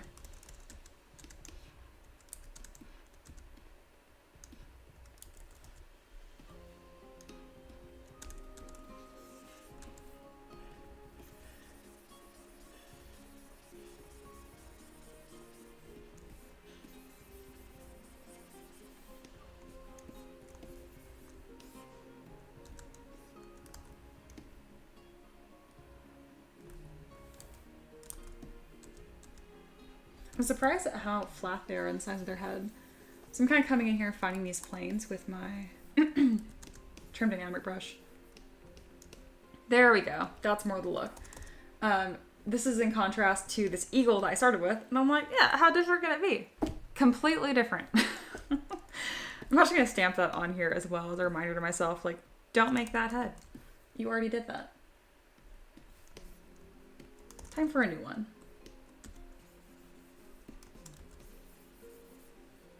There we go. And so I recommend for my students too, if you start feeling lost in a sculpt, bring it down to these basic planes and forms, find those, and then edit. You can take some artistic liberties. Like I like having a pretty dramatic, like a arched neck and big chest, but you need to have those landmarks still. It needs to be recognizable.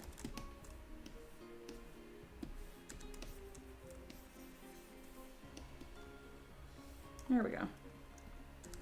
We're getting there. This beak's gonna need a similar treatment.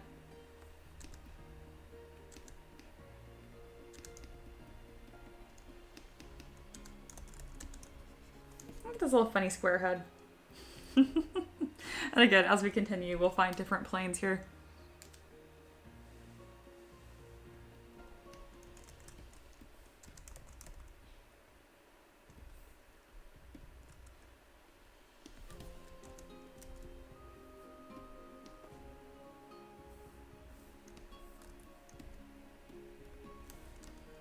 All right, how does this beak fit?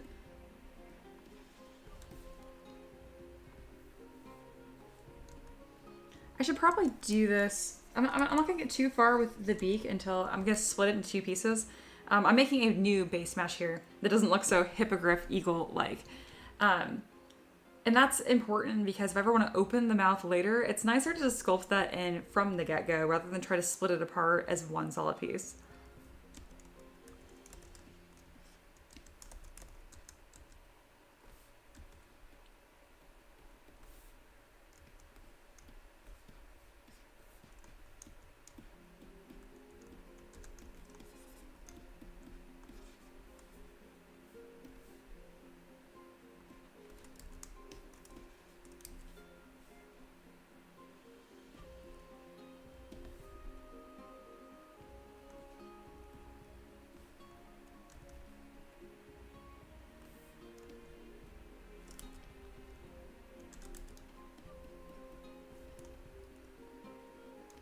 He's looking so sad. There we go. And there is a bit of a crest here.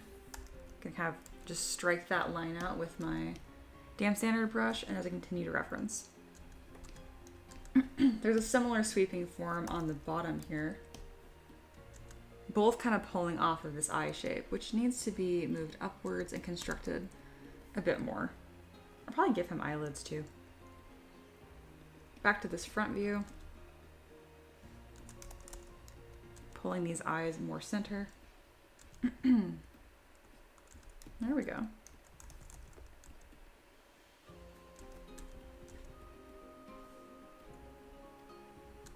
All right, there is a center bulge right there, and then it kind of crests on the side. Yeah, that's way different than a hawk. Or really this eagle that I had based on. That's good to know.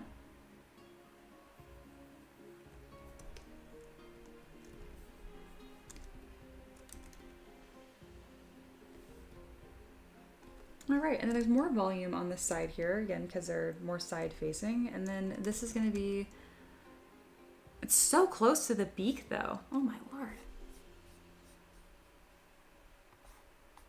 This is what again, the side view, I think I've pretty much been able to tackle in large planes. But this, man, this front view, I'm gonna be looking goofy. Ooh, Sight has a reason for this that really helps me. Nerd reason. Side eyes, because they're scavengers. So the side eyes help with game versus a raptor's front eyes, predatory, makes sense, for targeting in a dive. I will remember that. That's really helpful. Thank you. All right, I think we're at that time where I can, yeah, let's pull that farther back then. Side eye. I'm just having a hard time with this front view here. Because again, they're so close together. But I need to maintain this volume in the center. Okay, I can do that. And then tucking this up. And then we're gonna have some good amount of fluff. Let's get our first ring of fluff feathers.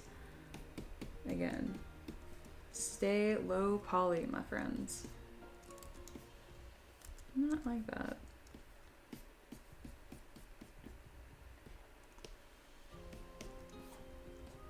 Ravens are so cool.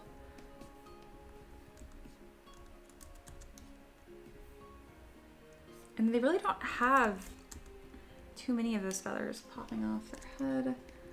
That's what I like about eagles. I can kind of cheat on their forms. But ravens do have a decent amount of feathers that are front facing right here too. All right, and then I'm gonna do what I mentioned earlier, where I'm gonna split this down the center before it becomes too tricky to not do that. And that will give me that line that I'm looking for at the same time. There we go. Obviously still need some adjustments, looking more like a toucan, but trust the process. We've come a long way from the eagle head that I tacked on here. I'm like, that will be fine.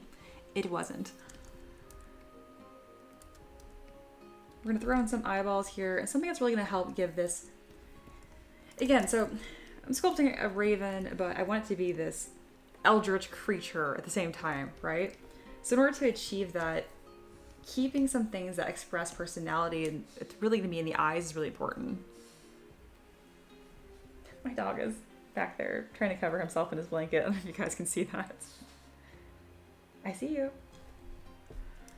All right. My favorite ways to do this is just create some quick eyelids. And to do that, I just take the eyeballs, divide them a few times, take my masked lasso, strike them in the center, split them into two separate pieces, and then Dynamesh and Z-Remesh. Do that for both sides. Now you'll have some eyelids that you can kind of work with. And that's going to give more of that creepy look and be structural at the same time.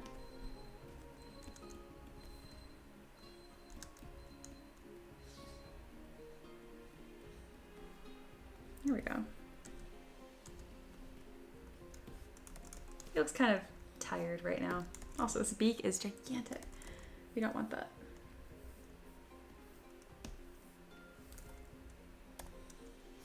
Grab that, pull that in, and then we're getting this really interesting toucan effect because the bottom is longer. Let's go ahead and tuck that back.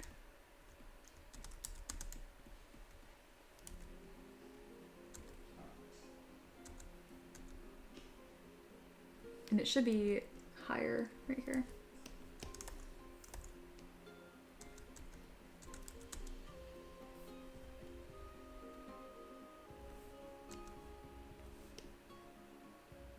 All right, we are making progress. We are improving leaps and bounds from the eagle that we started with.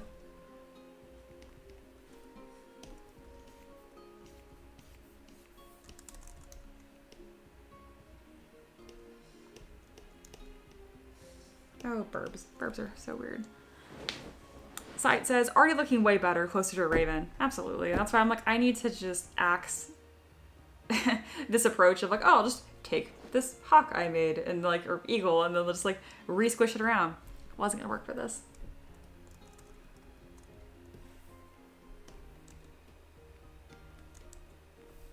All right, well, we are at 2-hour mark here. I think I'm gonna wrap up this stream a little quickly here so I can go make lunch, and then I'll probably continue this one tomorrow.